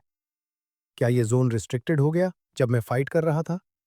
लेकिन मुझे यहां पे मरना नहीं है। अगर मैं पीसफुली रिस्ट्रिक्टेड एरिया से बाहर चला जाऊं तो बात बन सकती है। और धीरे धीरे कदम बढ़ा आगे देखता है। वो किलर डीमन बिना किसी मूवमेंट के शांत खड़ा था। यूनसियोल मन में कहता है, ऑल राइट, वो रिस्पॉन्ड नहीं कर रहा है, इसका मतलब मैं यहां से जा सकता हूं। और भागकर उस किलर डीमन के बाजू से पास होता है, और जैसे ही पलटकर पीछे देखता है, वो खुद को एक सांप के जाल में घिरा पाता है। वो कुछ और कर पाता, उसके पहले ही उसकी गर्दन बॉडी से अलग हो गई थी और यूनसियोल का वहीं पर खेल खत्म। लेकिन रियलिटी में यूनसियोल ने उसके अटैक को महसूस कर नीचे झुककर डॉज कर लिया था, और कहता है, मैं उसके अटैक को सेंस भी नहीं कर पाया। अगर मेरे पास वाइल्ड बीस्ट पाथ नहीं होता तो मैं डेफिनेटली यहां पर मारा जाता। खुद के और किलर डीमन के बीच डिस्टेंस बनाकर यूनसियोल अपना फाइटिंग स्टांस लेकर खड़ा हो जाता है और आगे देख कहता है, मुझे उसके शांत नेचर से फूल नहीं बनना। अगर मैं जरा भी हिलने की कोशिश करूंगा तो वो तुरंत मुझ पर अटैक कर देगा। और मास्टर सा वू की बातों को याद करता है। उन्होंने कहा था, जब तुम एक मांसाहारी को शाकाहारी का शिकार करते देखते हो तो मांसाहारी शाकाहारी से ज्यादा तेज भागता है, लेकिन फिर भी शाकाहारी इजीली पकड़ में नहीं आता। क्या तुम्हें पता है ऐसा क्यों? यूनस्यूल कहता है, वो इसलिए क्योंकि शाकाहारी जिगजैग मूवमेंट में भागता है। इस पर मास्टर सावू बताते हैं, हाँ बिल्कुल, इसी वजह से मांसाहारी शाकाहारी को इजीली हंट नहीं कर पाते, लेकिन फिर भी आखिर में वो शिकार करने में कामयाब हो जाते हैं, क्योंकि वो अपने शिकार के अकॉर्डिंग अपनी मूवमेंट करते हैं। इस पर यूनस्योल पूछता है, तो मुझे उन्हें कैसे फेस करना होगा? आगे सावू बताते हैं, मैंने कहा, वो टाइमिंग के अकॉर्डिंग मूवमेंट करते हैं। यूनस्योल प्रेजेंट में कहता है, अब मैं समझ गया, और एक गहरी सांस लेकर फुल स्पीड में किलर डीमन के बाजू से भागने लगता है, जिसे देख किलर डीमन अपनी स्वॉर्ड निकाल लेता है। वो किलर डीमन के आगे जिगजैग मूवमेंट में भाग रहा था, लेकिन वो किलर डीमन तेजी से यूनस्योल के सामने आ खड़ा हो जाता है और यूनस्योल पर अपनी स्वॉर्ड से अटैक करता है, जिसे यूनस्योल नीचे रोल करके डॉज कर लेता है और कहता है, पहले जिगजैग मूवमेंट में भागना और नेक्स्ट वाइल्ड बीस्ट पाथ को यूज कर उसके अटैक को डॉज करना, और फाइनली मुझे एक ओपनिंग ढूंढकर अनप्रेडिक्टेबल मूवमेंट करनी होगी। लेकिन यूनस्योल कुछ देख काफी ज्यादा शॉक्ड हो गया था। वो किलर डेमॉन अपनी स्वॉर्ड यूनस्योल की तरफ पॉइंट कर खड़ा था। उसकी स्वॉर्ड यूनस्योल के गले पर टंगी हुई थी, लेकिन वो किलर डेमन यूनस्योल को मारता नहीं और अपनी स्वॉर्ड वापस रख लेता है। इसे देख यूनस्योल शॉक्ड एक्सप्रेशन के साथ कहता है, वो रुक क्यों गया? क्या मैंने रिस्ट्रिक्टेड एरिया की बाउंड्री को पार कर लिया? यूनस्योल फायर रेन स्वॉर्ड सेक्ट के पवेलियन से बाहर निकल आया था और वहां से जाते हुए कहता है, मैंने अपनी सारी कोशिश डॉजिंग में लगा दी, लेकिन फिर भी मैं एक सिंगल ओपनिंग भी नहीं ढूंढ पाया। तो क्या यही एक रियल मार्शल आर्टिस्ट होता है? इसका मतलब मैं बस एक कुएं का मेंढक हूं। आगे वो थोड़ी दूर जाने के बाद रुक कर कहता है, किलर डीमन की मार्शल आर्ट उस लेवल पर है जिसका मैं अंदाजा भी नहीं लगा सकता। वो सच में नेक्स्ट लेवल पर है। ग्रैंडफादर को जो किलर है, उसकी स्किल्स भी यकीनन बिना किसी डाउट के इनके बराबर है। अगर मुझे अपना रिवेंज लेना है तो मुझे इस लेवल को सरपास करना होगा। तभी यूनस्योल के आगे पत्थर पर बैठा लड़का कहता है, तो तुम यूनस्योल हो बू फैमिली से? मैं कब से तुम्हारा यहां पे वेट कर रहा था। मैंने सुना है कि तुमने वाइल्ड बीस्ट पाथ को सीखा है। उसे देख यूनस्योल कहता है, वो तो ऐसे बात कर रहा है जैसे मुझे जानता हो, बिल्कुल उस पहले वाले लड़के जैसे। आगे वो लड़का खड़े होते हुए कहता है, मेरा नाम, अरे छोड़ो, वैसे भी एक मरने वाले पर्सन को मेरा नाम जानने की कोई जरूरत नहीं, और अपनी स्वॉर्ड कुल्हाड़ी की तरह दोनों हाथों में पकड़ यूनस्योल पर चार्ज कर देता है। यूनस्योल उसके अटैक को आसानी से डॉज कर लेता है। इसे देख वो लड़का हंसते हुए कहता है, ओह, इनक्रेडिबल, तुमने अपने बीस्ट लाइक सेंसेस से मेरे अटैक की ट्रेजेक्टरी को प्रेडिक्ट कर लिया। मैं श्योर हूं फ्यूचर में तुम one of the 10 demon master बनोगे, और इसी वजह से मैं यहां पर तुम्हें मारने के लिए आया हूं, क्योंकि अभी तुम सिर्फ एक डेमन सीडलिंग हो। यूनस्योल आगे से आ रहे मल्टीपल अटैक्स को डॉज करते हुए कहता है, उसका फ्लो कंप्लीटली चेंज हो गया और उसने मुझे डेमन सीडलिंग कहा, और सेओ जिन्हा की बात याद कर कहता है, तो क्या ऐसा हो सकता है वो स्पाई है? तभी वो लड़का यूनस्योल पर अटैक कर देता है, जिसे ब्लॉक करते हुए यूनस्योल कहता है, मुझे इन थॉट्स से डिस्ट्रैक्टेड नहीं होना, लेकिन रुको, ये सेंसेशन तो बिल्कुल वैसी ही है, और ये पेक्यूलियर फ्लो ऑफ एनर्जी जैसे वो मुझे अपनी तरफ खींच रहा है और अपनी पास्ट मेमोरी को याद करता है। ग्रैंडपा बता रहे थे, ये पर्सन हीबेई फैंग क्लैन के 5 टाइगर सेवरिंग ब्लेड से मरा है। इस पर छोटा यूनस्योल पूछता है, आपको ये कैसे पता ग्रैंडपा? आगे वो बताते हैं, यहां पे बस एक सिंगल एक्सटर्नल वूंड है, लेकिन उसके पूरे बोन्स फ्रैक्चर्ड गए हैं। मुझे पता नहीं इस पर्सन ने फैंग क्लैन को कैसे ऑफेंड कर दिया। रियलिटी में यूनस्योल चिल्लाते हुए कहता है, ये टेक्निक 5 टाइगर सेवरिंग ब्लेड है हीबेई फैंग क्लैन की। इसे सुन वो लड़का भी एक पल के लिए शॉक्ड हो गया था और गुस्से में पूछता है, तुम्हें इसके बारे में कैसे पता चला? फिर से पास्ट मेमोरी दिखाई जाती है। ग्रैंडपा कहते हैं, इसकी एक कैरेक्टरिस्टिक्स उनकी एब्जॉर्प्शन टेक्निक है। ये एक बेसिक टेक्निक है जो QI को यूज करती है, जिसकी मदद से वो एक वर्टेक्स की तरह आजू बाजू की चीजों को खींचने लगती है। वो अपनी टेक्निक को यूज कर अपोनेंट्स की स्वॉर्ड को पूरी तरह से स्वैलो कर लेती है।